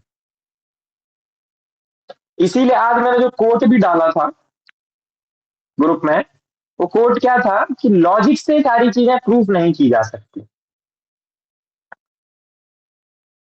भाई मुझे भूख लग रही है तो कितनी भूख लग रही है मैं लॉजिक से कैसे बताऊं? लड्डू मीठा है तो कितना मीठा है मैं लॉजिक से कैसे बताऊंगा?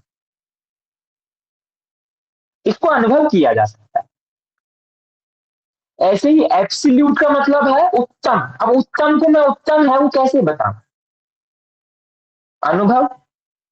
बाकी अगर ज्ञान रूप से समझें, व्यवहारिक रूप से समझें, तो एब्सोल्यूट की अंडरस्टैंडिंग ये है कि वो परमानेंट अवस्था है। अगर आप सिंपल नॉलेज फॉर्म में जानना चाहेंगे, तो यानी अगर आप परमानेंटली खुश हैं तो आप सच्चिदानंद स्वरूप हैं। इसीलिए उन्होंने कहा ना कि वो आनंद का स्वरूप जो हमेशा है, और वो हमेशा आनंद का स्वरूप कैसे आएगा? ज्ञान से आएगा। समझ रहे हैं? तो यानी कि मैं हमेशा आनंद में हूं, इसका ज्ञान होना ही सच्चिदानंद होना है। समझे? एब्सोल्यूट से आप समझे कि ऐसा नहीं कि मैं अभी मेरे को आनंद हो रहा है, कल मेरे को आनंद नहीं होगा।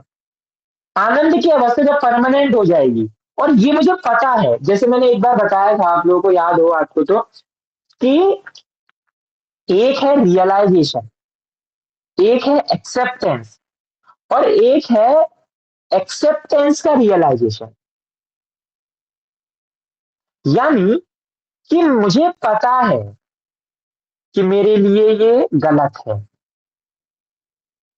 फिर मैंने एक्सेप्ट कर लिया कि मैं, ये मेरे लिए 100% गलती है। मुझे पता है और मैंने एक्सेप्ट कर लिया है, फिर भी मुझे दुख हो रहा है उसका। मुझे पता है ये व्यक्ति जो है, मतलब मुझे ये पता है कि दुख तो होना ही है जीवन में, और मुझे ये भी पता है कि ये व्यक्ति मुझे दुख दे रहा है। मैंने एक्सेप्ट कर लिया है कि ये व्यक्ति मुझे दुख दे रहा है, अब से मैं ऐसा नहीं करूंगा। पर उस एक्सेप्टेंस को मैं रियलाइज नहीं कर पा रहा।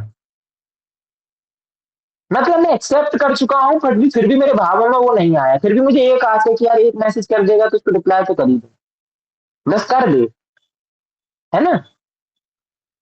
तो जब वो एक्सेप्टेंस का रियलाइजेशन हो जाता है, तब हम अपर की अवस्था में है। हमने पढ़ा रियलाइजेशन और एक्सेप्टेंस तक, हमने ऊपर की वो थर्ड जो एलिमेंट है वो अनिर्वाच्य वाले स्टेटमेंट है। जैसे मोक्ष जो है वो अंतिम लक्ष्य है, परंतु लोगों को मोक्ष भी चाहिए होता है। तो अगर मोक्ष भी चाहिए है तो फिर चाहिए तो हुआ ही ना, बचा ही है ना, तो चाहिए तो गया ही नहीं। तो जब मोक्ष के चाह से भी मुक्ति हो जाएगी, तब आप सच में मोक्ष स्टेट में पहुंच, जीवन मुक्त कहते हैं। ऐसे ही सच्चिदानंद स्वरूप क्या है, आनंद में आप हैं, आज भी हैं, अभी भी हैं, पर आपको ये ज्ञान हो जाए कि आप हमेशा आनंद में हैं, उसको कहते हैं एब्सोल्यूट ब्लिस। हमेशा की जो स्थिति है, परमानेंट जो स्थिति है, यानी मैं हमेशा खुश हूं, चाहे आप मेरे को मार लो, चाहे पीट लो, चाहे कुछ भी कर लो, मेरे को नहीं फर्क पड़ने वाला, मैं हो गया हूं बेश। तो अब कहने को तो अब एक अवस्था बेशर्मी की अवस्था भी आनंद की है कि नहीं?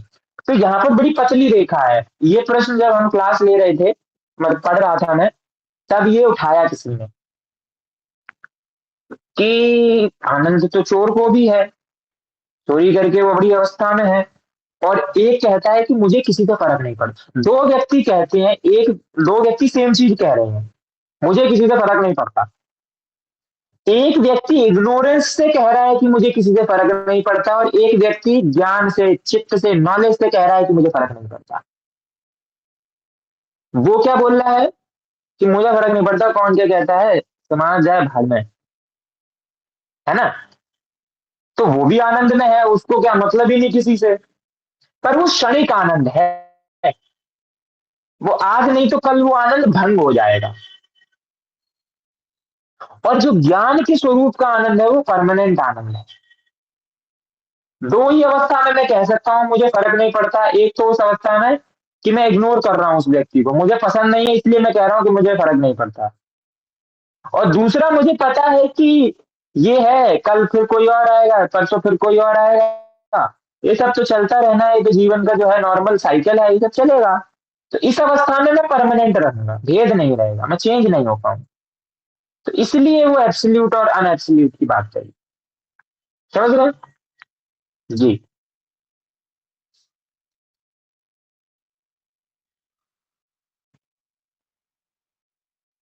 ठीक है।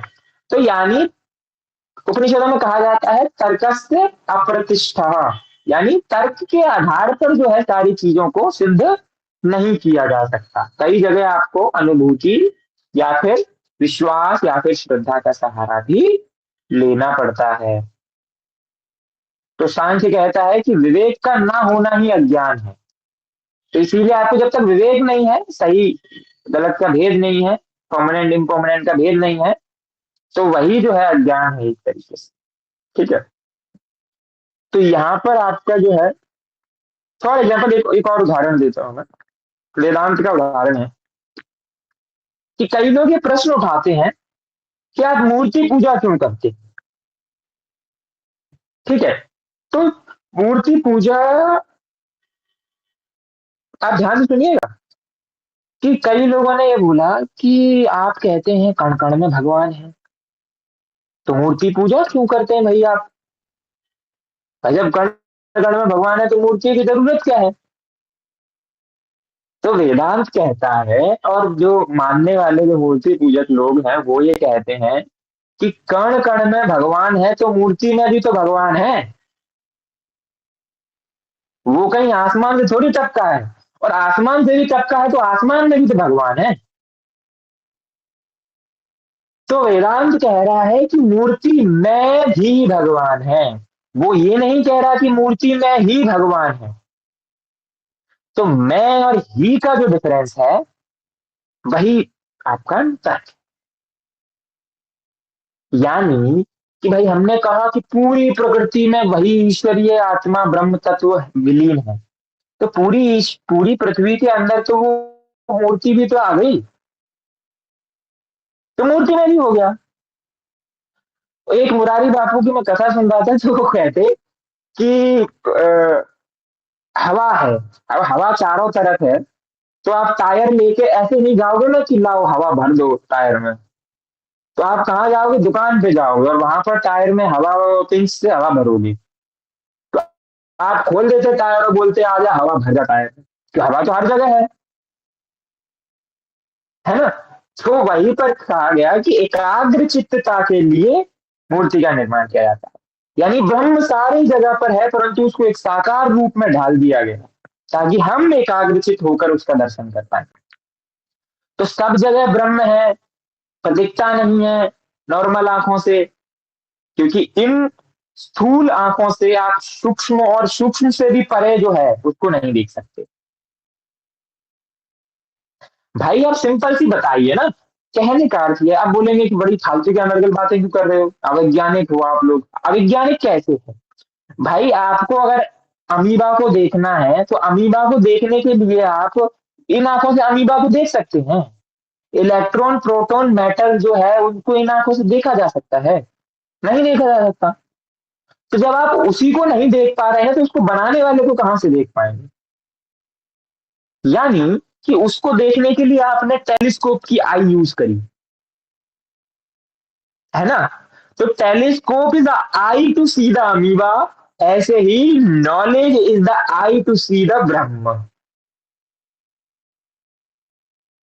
यानी नॉलेज, ज्ञान, ग्रंथ, गुरु, वो शीशा है, वो लेंस है, वो आई है, जिसके आधार पर उस ब्रह्म को जाना, समझा या देखा जाएगा। तो बड़े ही अनर्गल से प्रश्न और उनके तथ्य तर्क आते हैं, पर उन तर्कों का उत्तर हमारे ऋषियों ने दिया है। तो यानी सब जगह ब्रह्म नहीं दिखता, इसलिए पहले एक जगह ब्रह्म को देखने के लिए मूर्ति में सिंबलाइज किया जाता है। तो it's a symbolism of the thing, ठीक है? Because that one symbol that leads to dhyan and it moves from sarvam khalvidam ब्रह्म। यानी जब आप समझ जाएंगे कि उस एक मूर्ति में ब्रह्म है, उस एकाग्रता में ब्रह्म है, उस एक पे एकाग्रचित हो जाएंगे, तब आप समझ जाएंगे कि हर जगह वही। तो फिर आपका सिद्धांत क्या आएगा? उपनिषदों ने क्या कहा? सर्वम खलविदम ब्रह्म, यानी हर जगह ब्रह्म है, यानी हर जगह आत्मा है, यानी हर जगह वही तत्व है जो इस मूर्ति में, और हर जगह जो है वही इस मूर्ति में भी। तो इसलिए मूर्ति पूजा की जाती। समझे? और कोई प्रश्न किसी का? राधे राधे भैया। पहले तो राधे मुझे राधे। क्लास का जो प्रश्न था उसका जवाब मिलेगा इस वाली क्लास में। और सर मेरा क्वेश्चन ये है, जैसे हमने इस क्लास में जाने के हम तीन तरीके से सोचते हैं। थिंकिंग जो होती है वो आत्मा, मन और दिल, तीनों अलग अलग चीजें उनसे सोचते हैं। तो जनरली हम लोग किस से मतलब कॉन्शियसनेस जो होती है किसकी थिंकिंग पे डिपेंड होती है, वो क्या चीज आत्मा, होती है, आप मन किस पे और सोच रहे हो? दिल। अभी आपने बोला ना स्टार्टिंग क्लास में कि हम इन तीन चीजों से अलग अलग सोचते हैं, बुद्धि, मन और दिल। बुद्धि, मन और, तो जनरली हम दिल दिल दिल। अच्छा दिल, ओके ठीक है, दिल से नहीं, हाँ ठीक है ठीक है ठीक हाँ है। तो बुद्धि, मन और दिल, ठीक है ठीक है। हाँ। तो हम किससे सोचते हैं, ठीक है। तो प्रश्न है कि भाई बुद्धि, मन और दिल, आप माइक बंद कर लीजिए। तो बुद्धि, मन और दिल किससे सोचा जाता है? ठीक बात है। पहली बात तो यह है कि मन, बुद्धि और दिल में भेद क्या है, तो पहले तो यही समझा जाना चाहिए, है ना? अब माइक बंद कर लीजिए, आपकी उससे शायद आवाज पीछे बैकग्राउंड में गाड़ी वाड़ी चल रही है। ओके। हाँ, मैं बता देता हूँ, कुछ और प्रश्न होगा तो आप बीच में पूछ लीजिए। तो मन, हमने बताया कि मन क्या है ना? मनोमय कोश में है, जो इमोशंस को हमारे हैंडल कर रहा है। बुद्धि क्या है? जो हमारे इंटेलेक्ट को हैंडल कर रही है। और दिल क्या है? जो हमारे ब्लड सर्कुलेशन और हमारी बॉडी को हैंडल करता है। तो दिल सोचता नहीं है, पहले ही बता सकते हैं आपको। दिल के पास ऐसा कुछ नहीं है सोचने जैसा, ये सब मिथ्या है जो दिल सोच रहा है ना? सोचने समझने का काम मन और बुद्धि और विवेक का है। तो मन, बुद्धि और विवेक सोचते हैं, ठीक है। और उसमें भी तीनों का अलग अलग डिस्क्रिमिनेटरी कार्य। मन इमोशनली सोचता है, बुद्धि इंटेलेक्ट से सोचती है, और जो उससे भी परे जो है विवेक, है ना, वो नित्यानित्य अवस्था से सोचता है। यानी वो परमानेंट और नॉन परमानेंट के बेसिस पर सोचता है, यानी वो ज्ञान से सोचता है, ठीक है। तो इसीलिए ये डिफरेंसेस हैं उसमें। तो जब कोई व्यक्ति बहुत इमोशनल है, इमोशनली सोच रहा है, तो वो मन से ज्यादा सोच रहा है, मनोमय कोश में है। जब कोई व्यक्ति थोड़ा इंटेलेक्ट लेके आ रहा है, उसमें रीजनिंग लेके आ रहा है, यानी वो बुद्धि का प्रयोग कर रहा है ना, तर्क वगैरह जो आते हैं वो बुद्धि में आते हैं, और यानी वो जब सत्य का प्रयोग कर रहा है, ज्ञान से सोच रहा है, तो वो नित्यानित्य विवेक है बोला ना हमने। तो नित्यानित्य तरीके से सोच रहा है कि क्या परमानेंट है, क्या इम्पर्मानेंट है, क्या रॉन्ग है, क्या राइट है, मोरल कंडक्ट और मोरल वैल्यूज, और उस तरीके से सोच रहा है, तो वो क्या यहाँ पर आ गया, विवेक के आधार पर आ गया। तो दिल का काम सिर्फ ब्लड सर्कुलेशन का है, सोचने का काम मन का है, और वही करता है। तो इसलिए दिल से कोई नहीं सोचता है, ये सब तो भ्रांतियां हैं। दिल से सोचना इसलिए कह सकते हैं कि जब तक ब्लड सर्कुलेट ही नहीं करेगा तो आप सोचेंगे कैसे। तो the nerves of the mind is connected to the heart, इसलिए कहा जा सकता है कि दिल से सोच रहे हैं। ठीक है, और बताइए।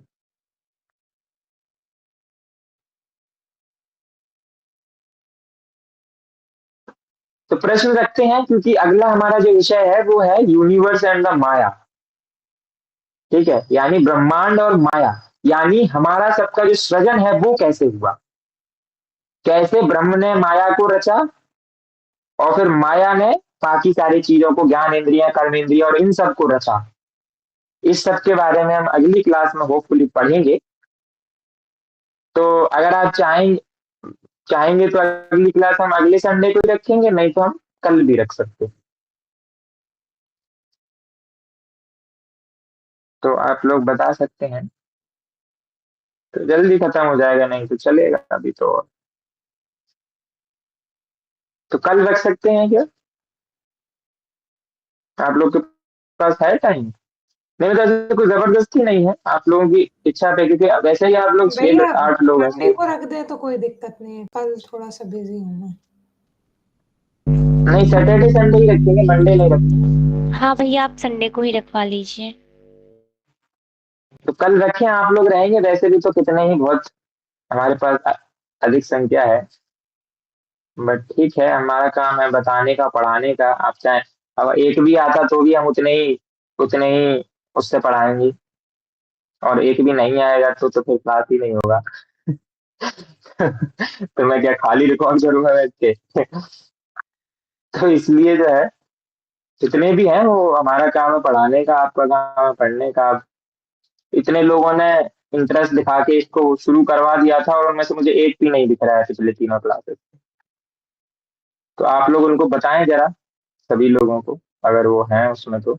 नहीं तो हम रिकॉर्डिंग तो करेंगे पर वीडियो डालना बंद कर देंगे, है ना। हम क्यों किसी को वो करें, लोगों को यह है कि भाई वीडियो मिल जाएगा तो बाद में देख लेंगे। ठीक है, तो आज का सारा रिकॉर्डिंग अपलोड होने के बाद भी आदित्य जी को बोलिएगा कि उसको प्राइवेट ही रखेंगे, उसको पब्लिक नहीं करेंगे। ठीक है, हम उसको बाद में पब्लिक करेंगे, पूरा पूरा जब प्ले लिस्ट हो जाएगा उसके बाद पब्लिक करेंगे। अब हम यूट्यूब पे नहीं डालेंगे, मतलब अपलोड करेंगे, अपलोड करवा दीजिएगा, बट उसको जो है प्राइवेट रखिए, पब्लिक मत करिए। ठीक है, सही है, यूट्यूब में प्राइवेट और पब्लिक का क्या मतलब होता है, मतलब उससे क्या कुछ होता है? नहीं, आप तो क्लास में हैं, आप छोड़ दीजिए उसको। प्राइवेट मतलब पब्लिक मतलब कि जिसके पास लिंक है वही उसको देख सकता है, ओपन नहीं रहेगा वो। ठीक है, तो अगले अगले लेक्चर हम फिर कल ही रखते हैं, है ना। तो कल हम 6 बजे मिलेंगे, 6 से 8 ही रखेंगे। और बाकी जो यूनिवर्स और माया का जो सिद्धांत है, कैसे सृष्टि का निर्माण हुआ तत्वबोध के आधार पर, अलग अलग दर्शनों में अलग अलग चीजें हैं, हम आगे बाकी दर्शन भी कवर करेंगे। ऐसा नहीं कि हम एक ही पर्सपेक्टिव जानेंगे, हम सारे पर्सपेक्टिव जानेंगे, और उसके बाद हम डिफाइन करेंगे। उसके बाद आपके ऊपर है कि आपको क्या मानना है, क्या नहीं मानना है। मत हम सबके एक एक करके रखेंगे। अभी हम अद्वैत पढ़ रहे हैं, बाद में हम सांख्य और न्याय पे भी जाएंगे, और धीरे धीरे करके सारे दर्शनों का सारा जो इम्पोर्टेंट वो है वो कवर करेंगे। ठीक है, तो अब हम जो है अपना ये मंत्र जो हम पढ़ रहे थे उसको हम डिसाइड करते हैं। ठीक है। भैया एक प्रश्न मेरा और हम्म। है कि हम जिन बात करते हैं फैलेसीज की या फिर कुछ मिसकंसेप्शंस जो हमारे अंदर डेवलप होते हैं, तो इवन दो हमने उस चीज को पढ़ा है तो वो हमारे माइंड में कैसे वो एक इग्नोरेंस कैसे आ रही होती है, क्योंकि गुरु और जो हम ग्रंथ है वो दोनों ही चीज हमारे पास उपस्थित होती है, फिर भी एक जो विकार है वो कैसे उत्पन्न हो रहा है। विकार जो उत्पन्न होता है वो वासनाओं से उत्पन्न होता है। ठीक है, जो हमारी जो वासनाएं हैं, हमारी जो इच्छाएं हैं, हमारी जो जो जिसमें हमने वासनाएं जो उसमें पड़ी थी ना, किसमें पड़ी थी, सूक्ष्म शरीर में, है ना। तो वासनाओं से विकार उत्पन्न होता है, वृत्तियां उत्पन्न होती हैं, और वो कारण होती है हमारी अविद्या का, क्योंकि हम उसको सत्य मान बैठते हैं जो सत्य नहीं है, जिसको भ्रम की अवस्था कही जाती है। ठीक है, तो व्यक्ति भ्रम में जब हो जाता है कि हमको पता तो है बट हम उसको मान नहीं पा रहे हैं, है ना, और फिर हम एक्सपेरिमेंटल स्टेज में जब आ जाते हैं, तो उसको जो है वो वृत्तियों के कारण, वासनाओं के कारण जब हम एक्सपेरिमेंटल स्टेज में आ जाते हैं, तो हमारे पास, अब भाई आप सोचिए ना, ग्रंथ, गीता, गुरु तो सब हमारे पास है पहले से, हमने सब पता है हमको, फिर भी हम मान नहीं पा रहे हैं, यानी हमने एक्सेप्टेंस तो कर लिया है बट उसका रियलाइजेशन हमको अभी तक नहीं हुआ। वही वाली अवस्था है कि इसीलिए आप देखेंगे ना कि कई लोग बोलते हैं कि हम तो इसको बिना पढ़े ही आनंद की अवस्था में हैं। तो आप हैं बिल्कुल, उसमें कोई दो राय नहीं है, पर वो आनंद क्षणिक है। आप आधे घंटे के लिए हो सकते हैं, पूरे 50-100 साल के लिए नहीं हो सकते हैं। तो ये जो बताना चाह रहे हैं वो ये बताना चाह रहे हैं कि आनंद का मूल स्वरूप 100 साल का है, मतलब 100 साल इन द सेंस आपकी आयु 100 साल, इस हिसाब से मैं बता रहा हूँ। ठीक है, परंतु आप क्षणिक हो जाएंगे तो इसका मतलब ये नहीं कि आप जो है ब्रह्म को जान लिए, ब्रह्म की अवस्था में होते। तो वो वृत्तियों से, वो वासनाओं का कारण होता है, क्योंकि आपको एक तरफ ये चाहिए कि हमें इच्छाएं भी पूरी करनी है, और दूसरी तरफ आपको ये है कि आपको अनासक्त भी रहना है। तो दोनों चीजें एक साथ नहीं हो सकती। ठीक है, एक तरफ आप ये कहें कि मुझे वैरागी भी होना है, और एक तरफ आप ये कहें कि मुझे सब भोगना भी है, तो भोगने वाला व्यक्ति वैरागी नहीं हो सकता है ना। भोगने वाला व्यक्ति वैरागी ऐसे होता है, जैसे ओशो कहते थे, ओशो का एक सिद्धांत था कि आप एक चीज को इतना भोग लो कि आप उससे अनासक्त हो जाओ, है ना। एक चीज को इतना भोग लो, इतना भोग लो कि एक बार को लगे, जैसे है ना कि 10 दिन पनीर खा लो तो 11वें दिन पनीर नहीं खाया जाएगा, बोलोगे यार रोज रोज वही दे देते हैं। ठीक है, तो आपका पनीर के प्रति, आपको पहले दिन पनीर बहुत प्रिय था, है ना, और 11वें दिन आपको क्या रोज रोज पनीर दे देते हैं, तो क्या पनीर के प्रति जो चीज आपको सबसे ज्यादा प्रिय थी आपने इतनी खा ली कि अब आपको अनासक्ति हो गई उससे। तो ये मैं बहुत करता हूँ कभी कभी कि जैसे कुछ चीज जो है बहुत ही प्रिय है, अब आपको लग रहा है कि यार ये बड़ा डिस्टर्ब कर रही है, बाद में बहुत ही ज्यादा ऐसा है कि इधर जाना इधर जाना, तो 10-15 दिन इसको ही खा लो एक साथ, फिर 16वें दिन लगेगा अब नहीं, मैंने अब खाएंगे ही नहीं, कभी जिंदगी में नहीं खाएंगे। ऐसी कर करके मैं पता नहीं कितनी चीजें छोड़ चुका हूँ, अब नहीं में से खाया जाता, पनीर भी नहीं खाया जाता है ना। तो इस प्रकार से ये है कि वो वो वासनाएं, वो वृत्तियां, ये भी एक तरीका है, ये लोग तरीका अपना अपनाते हैं, है ना। जैसे फॉर एग्जाम्पल कि किसी में काम वासनाएं बहुत अधिक हैं, सेक्सुअल अट्रैक्शन उसका बहुत ज्यादा है, तो कोई व्यक्ति, ओशो ने ऐसा ऐसा बताते थे वो, कि वो इतना ज्यादा सेक्सुअली ओरिएंट हो जाए कि एक बार को उसका इंटरेस्ट ही खत्म हो जाए उससे। तो ये एक तरीका, एक मार्ग है जो भी बताते हैं वासनाओं को पूर्ण करने का, कि आप, क्योंकि ये इच्छाएं जो है वो कभी खत्म नहीं हो सकती, इसीलिए वेदांत और इन सब में अलग सिद्धांत बताया गया है। उन्होंने ये नहीं कहा कि आप कर लीजिए, उन्होंने ये कहा आपको उसको रोकना पड़ेगा, क्योंकि अगर आप करने पे आ गए तो एक खत्म करेंगे दूसरा आएगा, दूसरा खत्म करेंगे तीसरा आएगा, तीसरा खत्म करेंगे चौथा आएगा, ये तो कभी रुकेगा ही नहीं। वासनाएं खत्म थोड़ी होती है, मन है एक जगह से दूसरी जगह शिफ्ट हो जाएगा। तो इसीलिए ओशो जैसे और बाकी दार्शनिक जैसे मानते हैं कि आप कर लीजिए, उसको वो भोग लीजिए, पर वहीं जो भारतीय दर्शन, जो प्रमाणिक पुराने दर्शन है, उनका ये मानना है कि आपको उसको कंट्रोल करना पड़ेगा, क्योंकि अगर आप कंट्रोल नहीं करेंगे तो एक से दूसरी जगह आप जाएंगे, दूसरे से तीसरी जगह आप जाएंगे, और ऐसे आप कहीं नहीं जा पाएंगे। समझ रहे हैं। तो इस प्रकार से वो वृत्तियां और विकारों और वासनाओं से जो है इस प्रकार का डिस्टरबेंस क्रिएट होता है, अज्ञान क्रिएट होता है, अविद्या क्रिएट होती है। और वैसे अविद्या का एग्जिस्टेंस भी परमानेंट है, क्योंकि अगर अविद्या और अज्ञान नहीं रहा तो ज्ञान का कोई मूल नहीं रहेगा। तो ज्ञान के तत्व को बचे रखने के लिए अज्ञान होता है। इसीलिए एक कथा है जो नटराज की। तो नटराज की अगर प्रतिमा देखेंगे तो नटराज के नीचे एक असुर दबा है, नटराज की पैर के नीचे। क्या नाम है उस असुर का, एक बार गूगल करो जरा, उस असुर का नाम क्या है। अपरा करके कुछ नाम है उसका।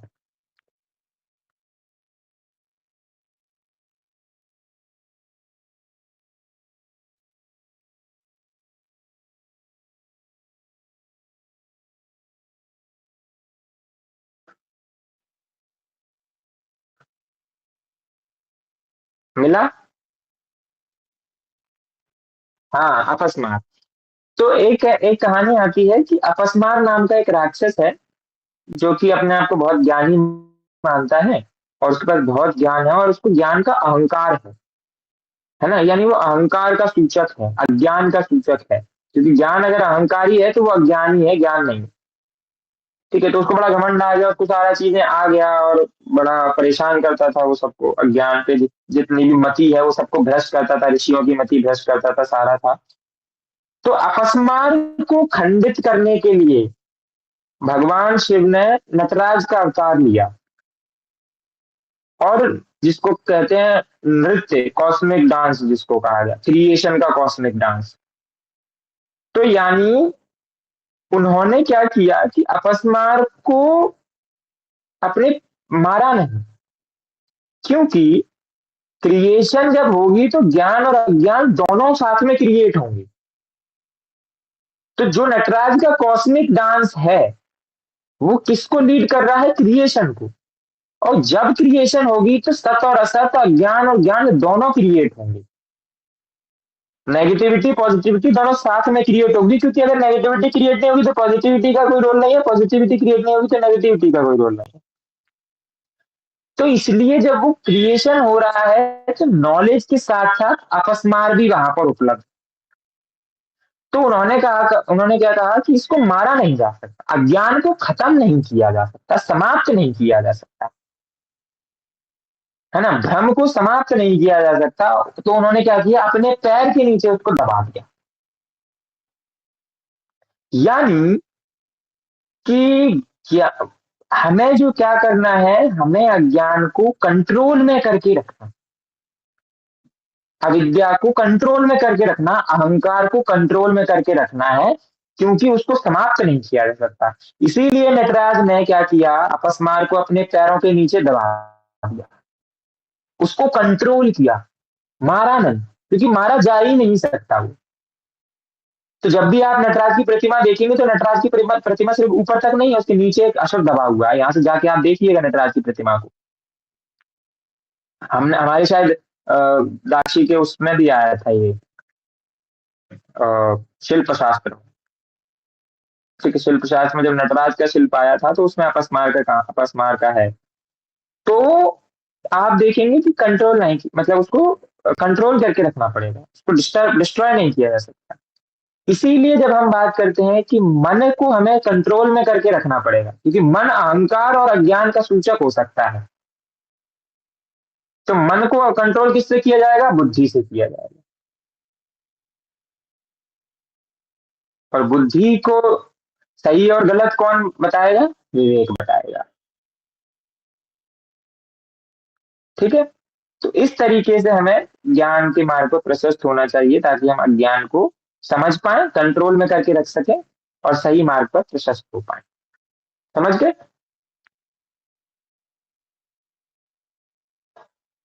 तो निर्वाण अष्टकम पहला हमने श्लोक पढ़ लिया था, दूसरा श्लोक और तीसरा श्लोक भी हम अच्छे से पढ़ेंगे।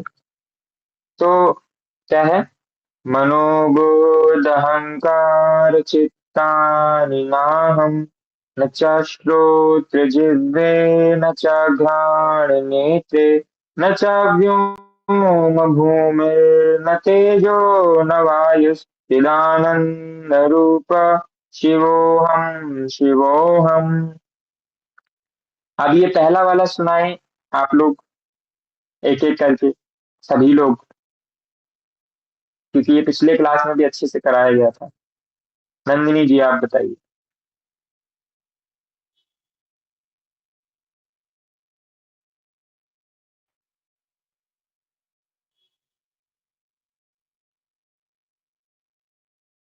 सुनाइए। Sorry for the background news. मनोबुद्धिङ्कारणाहं न शुद्धो न जीवं न च नेत्रे न च व्योमभूमरे न तेजो न वायुं चिदानन्दं रूपं शिवोऽहं शिवोऽहम्। आपने सही, आपको क्या लगता है आपने सही पढ़ा है इसको? नहीं भैया, ज्यादा सही प्रोनाउंसिएशन नहीं इंग्लिश में। पिछली क्लास में आप थी? हाँ तो मैंने पिछली क्या? क्लास में आप एक एक शब्द, पिछली क्लास में आप थी? हाँ थे भैया। ठीक है, तो अभी दोबारा से आप देखिएगा, जब एक एक शब्द बताया जाए तो उस पर ध्यान दीजिएगा, ठीक है? ठीक है ठीक है। ठीक है, अबीर जी आप पढ़िए।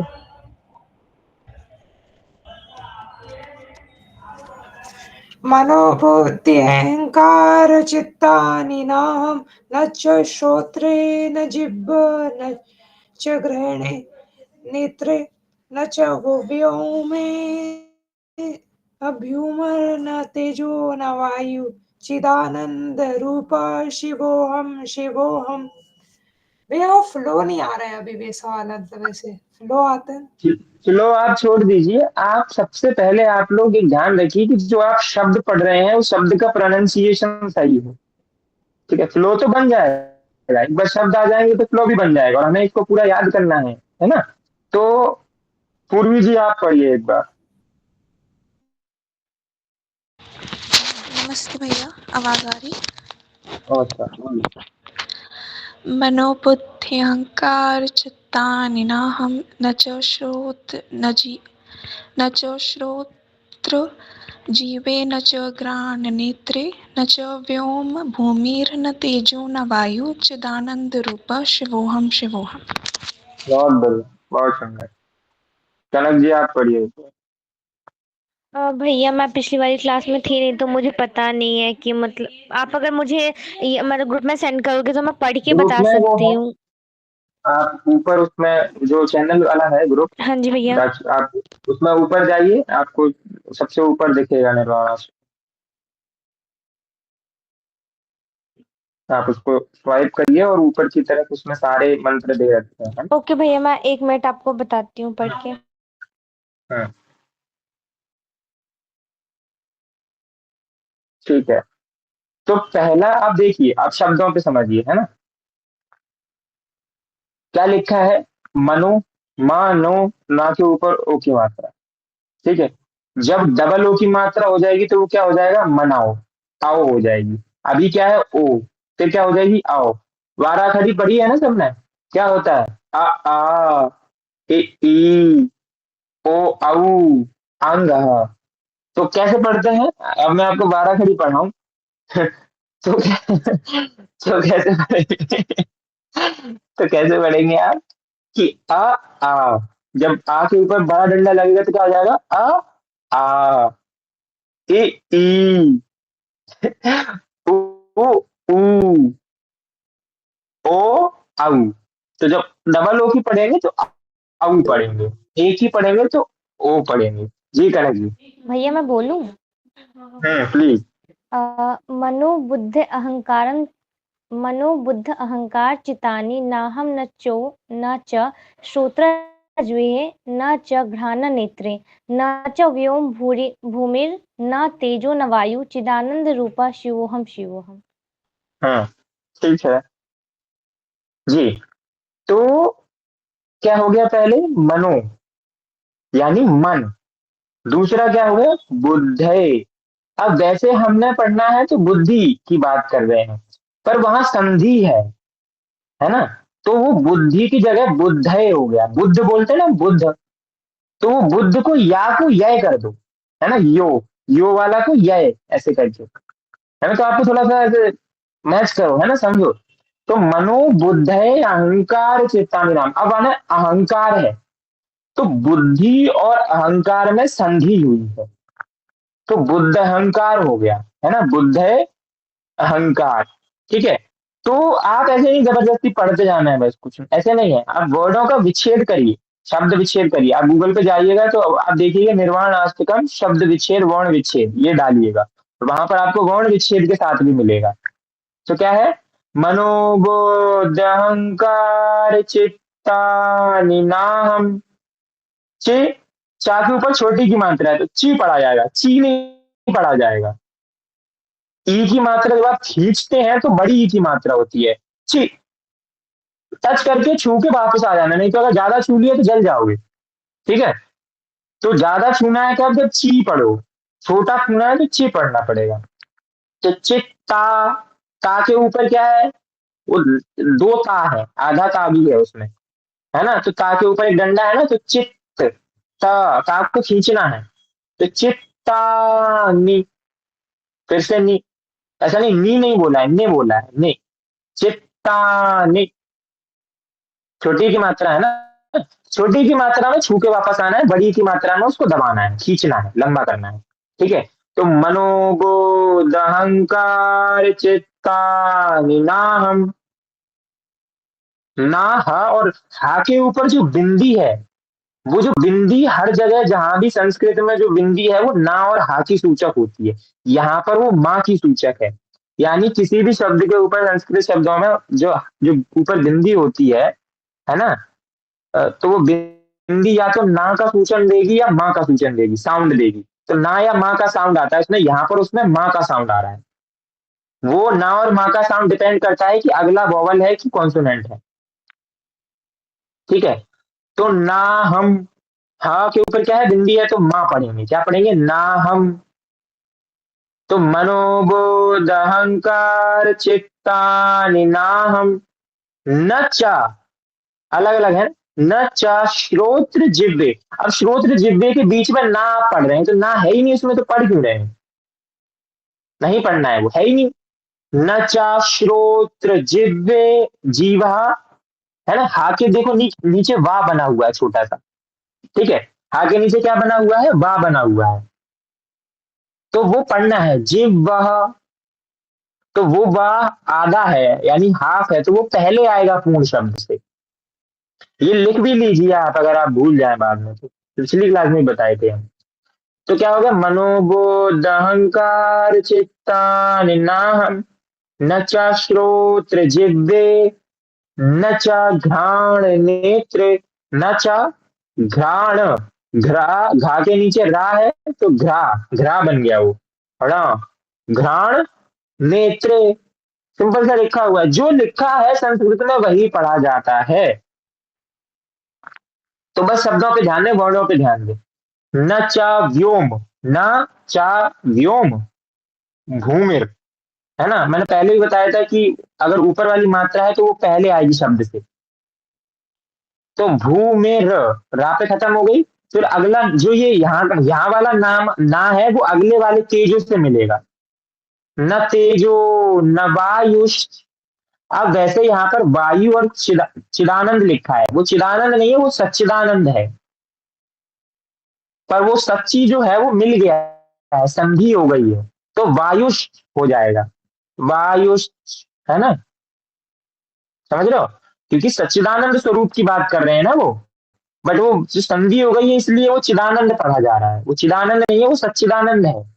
ठीक है, तो क्या बोलेंगे आप, न चाव्योम भूमिर न तेजो न वायुष चिदानंद रूप शिवोहम शिवोहम। तो वायु के साथ आपने सच पढ़ लिया तो वो चिदानंद अलग हो, पर वो है एक ही शब्द, वायुष चिदानंद रूप शिवोहम। अब आप अभी अभी आप अलग अलग भी पढ़ सकते हैं, बाद की बात है जब आप उसको मिश्रण पढ़ देंगे। तो वायु, न तेजो न वायु सच्चिदानंद रूप शिवोहम शिवोहम। ठीक है, समझे पहला वाला। अब दूसरा क्या है, दूसरा पढ़िए, न च प्राण संज्ञो, सिंपल, प्राण संज्ञो, न वय। अब वय के ऊपर दो मात्रा है, एक नहीं है, एक होती तो वह पढ़ते, दो है तो क्या पढ़ेंगे, वय। आ के ऊपर एक मात्रा होती तो ओ पढ़ते, और दो मात्रा होगी तो क्या पढ़ेंगे, औ। ए औ, है ना। तो यहाँ क्या पढ़ा जाएगा, वे नहीं पढ़ा जाएगा, वय। न च प्राण संगो न वै पंच वायुर, वायुर, वायु।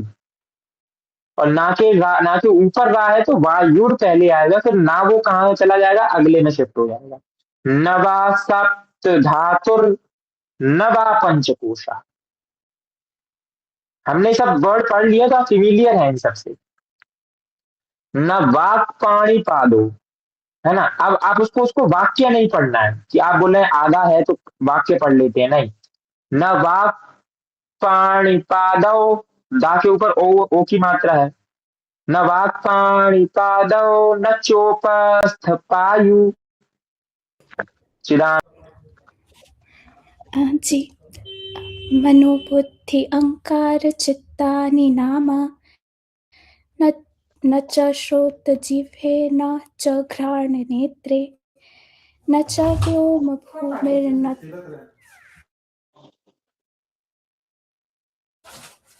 न च व्योमभूमिर्न तेजो न वायुश्चिदानन्दरूपः शिवोऽहं शिवोऽहम्।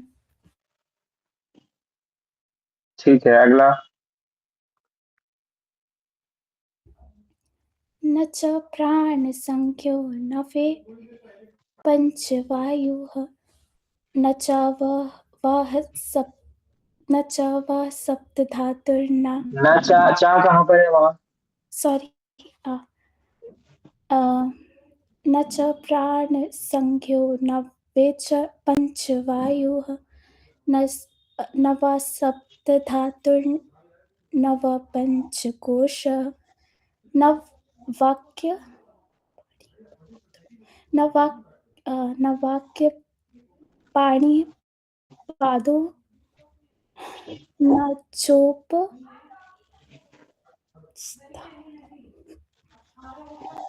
पायु चोपस्थ पायु, चोपस्थ पायु। चिदानंदरूपः शिवोऽहं शिवोऽहम्। बस इतना ही तो है। तो क्या है कि देखो, जो ऐसा जो लिखा है बस उस पर ध्यान दीजिए सब लोग, है ना। कुछ अलग से नहीं आना है, जितना है उतना ही आना है, ठीक है ना। कहीं भी चा, कहीं भी सा, कहीं भी पा जबरदस्ती मना घुसाइए, क्योंकि उसका अर्थ वो है ही नहीं वहां पर, तो आप क्यों वहां पर जबरदस्ती वो कर रहे हैं। तो अगर जो जो लिखा है वो पढ़ते जाएंगे तो सब हो जाएगा। और कोई आपको अभी रिदम नहीं बनाना है, पहले आप पढ़ तो लीजिए उसको। जो आप गा रहे हैं वो गाना है ही नहीं आपको अभी, वो गाना अपने आप आ जाएगा, पहले आप पढ़िए उसको, शब्दों को, ठीक है। प्राची जी तीसरा पढ़िए आप, पहले आपको आता है, ठीक है पढ़िए। न मे द्वेष रागो न मे लोभ मोहो मदो नैव मेनेव मात्सर्यभाव न धर्मो न चार्थो न कामो न मोक्ष चिदानन्दरूप शिवोऽहं शिवोऽहम्। क्या है यहाँ पर, न में द्वेष रागव, गा है ओ की मात्रा है तो क्या हो जाएगा, रागव। न में द्वेष रागव, यानी द्वेष और राग भी नहीं है। न मैं लोभ मोह, न मैं लोभ हूं न मैं मोह हूं। मधु नैव मैं नैव, है ना, मुझसे ज्यादा नहीं, बड़ा मतलब बड़ा वाला भाव जो है। मात्सर्य भाव, उसके बाद क्या है, पहले में क्या है, मधु, माँ के ऊपर दा की ओ की मात्रा, फिर नैव, ने के ऊपर डबल ए है, मतलब बड़ा वाला ए है। तो नैव, मैं नैव, मात्सर्य भाव। भाव, भाव वा के बाद दो जो बिंदी है ना उसका मतलब होता है हा से, वो हा का साउंड है। तो भाव, जहां भी वो बिंदियां लगेंगी पीछे वहां आप हा का साउंड निकालेंगे लास्ट में, भाव। क्या बोलेंगे, तो स्वाहा पढ़ते हैं ना, तो स्वाहा के बाद सा लिखा होता है, आधा सा, वा लिखा होता है और फिर वो लगा होता है, बिंदिया लगा होता है, विसर्ग लगा होता है, विसर्गी कहते हैं उसको। तो स्वाहा, हा पढ़ते हैं, ओम भूर्भुवः स्वाहा। तो लास्ट में बोलते हैं ना जोर से सब लोग स्वाहा, तो वो सब परफेक्ट बोलते हैं, है ना। हा, हा सब बोलते हैं, बाकी कुछ आए ना आए मंत्र में स्वाहा, हा का साउंड आना चाहिए। ठीक है। तो क्या है, न मे द्वेष रागव न मे लोभ मोह, मदो नैव मयि नैव मात्सर्य भाव, न धर्मो न चार्थो। सिंपल है ये वाला, तो न धर्म है न धर्मो, धर्म धर्मो हो गया, चार्थ चार्थ मतलब वो अर्थ है, धर्म अर्थ काम और मोक्ष की बात कर रहे हैं यहाँ पर। ठीक है। तो वो जो चाप अलग से पढ़ रहे थे ना ऊपर, न चा प्राण संज्ञो, यहाँ पर वो एक साथ में वो अर्थों के साथ चा मिला दिया है ना। तो न धर्मो न चार्थो न कामो न मोक्ष, चिदानंद रूप शिवोहम शिवोहम। ठीक है। उसके बाद क्या है, ये तीन आप लोग अच्छे से पढ़ेंगे, अगली क्लास में बाकी करेंगे। ठीक है। तो ये तीन आप लोग अच्छे से याद करेंगे जाके घर पे, और अच्छे से पढ़ के आएंगे सब लोग। ठीक है। पूरा कर देते हैं हम एक बार। न पुण्यम न पापम न सौख्यम न दुखम, न मंत्रो न तीर्थम न वेद न यज्ञ, अहम भोजनम नैव भोज्यम न भोक्ता, चिदानंद रूप शिवोहम शिवोहम। न मृत्युर्न शंका न मे जाति भेद, पिता नैव मयि नैव माता न जन्म, न बंधुर्न मित्रं गुरुर्नैव शिष्यश्चिदानंद रूप शिवोहम शिवोहम। अहं निर्विकल्पो निराकार रूपो, विभुर्व्याप्य सर्वत्र सर्वेन्द्रियाणां, सदा मे समत्वं न मुक्तिर्न बन्धनश्चिदानन्दरूप शिवोहम शिवोहम। ठीक है, समझ गए सभी लोग। तो जो भी आज हमने पढ़ा उसका रिपीट एक बार घर जाके करें, उसमें कुछ एक्स्ट्रा हो सके तो पढ़ें। ये जो दो तीन मंत्र जो हम अभी करते जा रहे हैं, इनको आपको याद कर लेना है जल्दी, क्योंकि इसके बाद हम दूसरे भी शुरू करेंगे, हमारे पास बहुत मंत्र है ना, तो साथ साथ हम बाकी भी करते जाएंगे। तो अभी आपका जो है शुरुआत का प्रार्थना मंत्र है वो हो गया है, निर्वाण अष्टकम हो गया है, इसके बाद हम तोटकाष्टकम शुरू करेंगे। ठीक है। तो तोटकाष्टकम जो है वो शंकराचार्य के शिष्य हुए तोटकाचार्य। तो टोटकाचार्य जो है वो, उन्होंने टोटक छंद में तोटकाष्टकम का वर्ण लिखा है। और तोटकाष्टकम में क्या है, उन्होंने वो पढ़े लिखे नहीं थे ज्यादा, उनको ज्यादा ज्ञान नहीं था। तो जब भगवान शंकराचार्य उनको बुलाते हैं और वो लेट हो जाते हैं, तो माफी मांगते हुए फिर वो तोटकाष्टकम की रचना करते हैं, और वो हम बाद में उसको पढ़ेंगे। उसके बाद फिर बाकी बाकी अन्य अन्य जो है वो भी स्तुतियां वगैरह हम पढ़ेंगे। ठीक है। ॐ पूर्णमद पूर्णमिदं पूर्णात् पूर्णमुदच्यते पूर्णस्य पूर्णमादाय पूर्णमेवावशिष्यते। ॐ शान्ति शान्ति शान्तिः। हरिः ओम श्री गुरुभ्यो नमः। हरिः ओम। नमस्कार।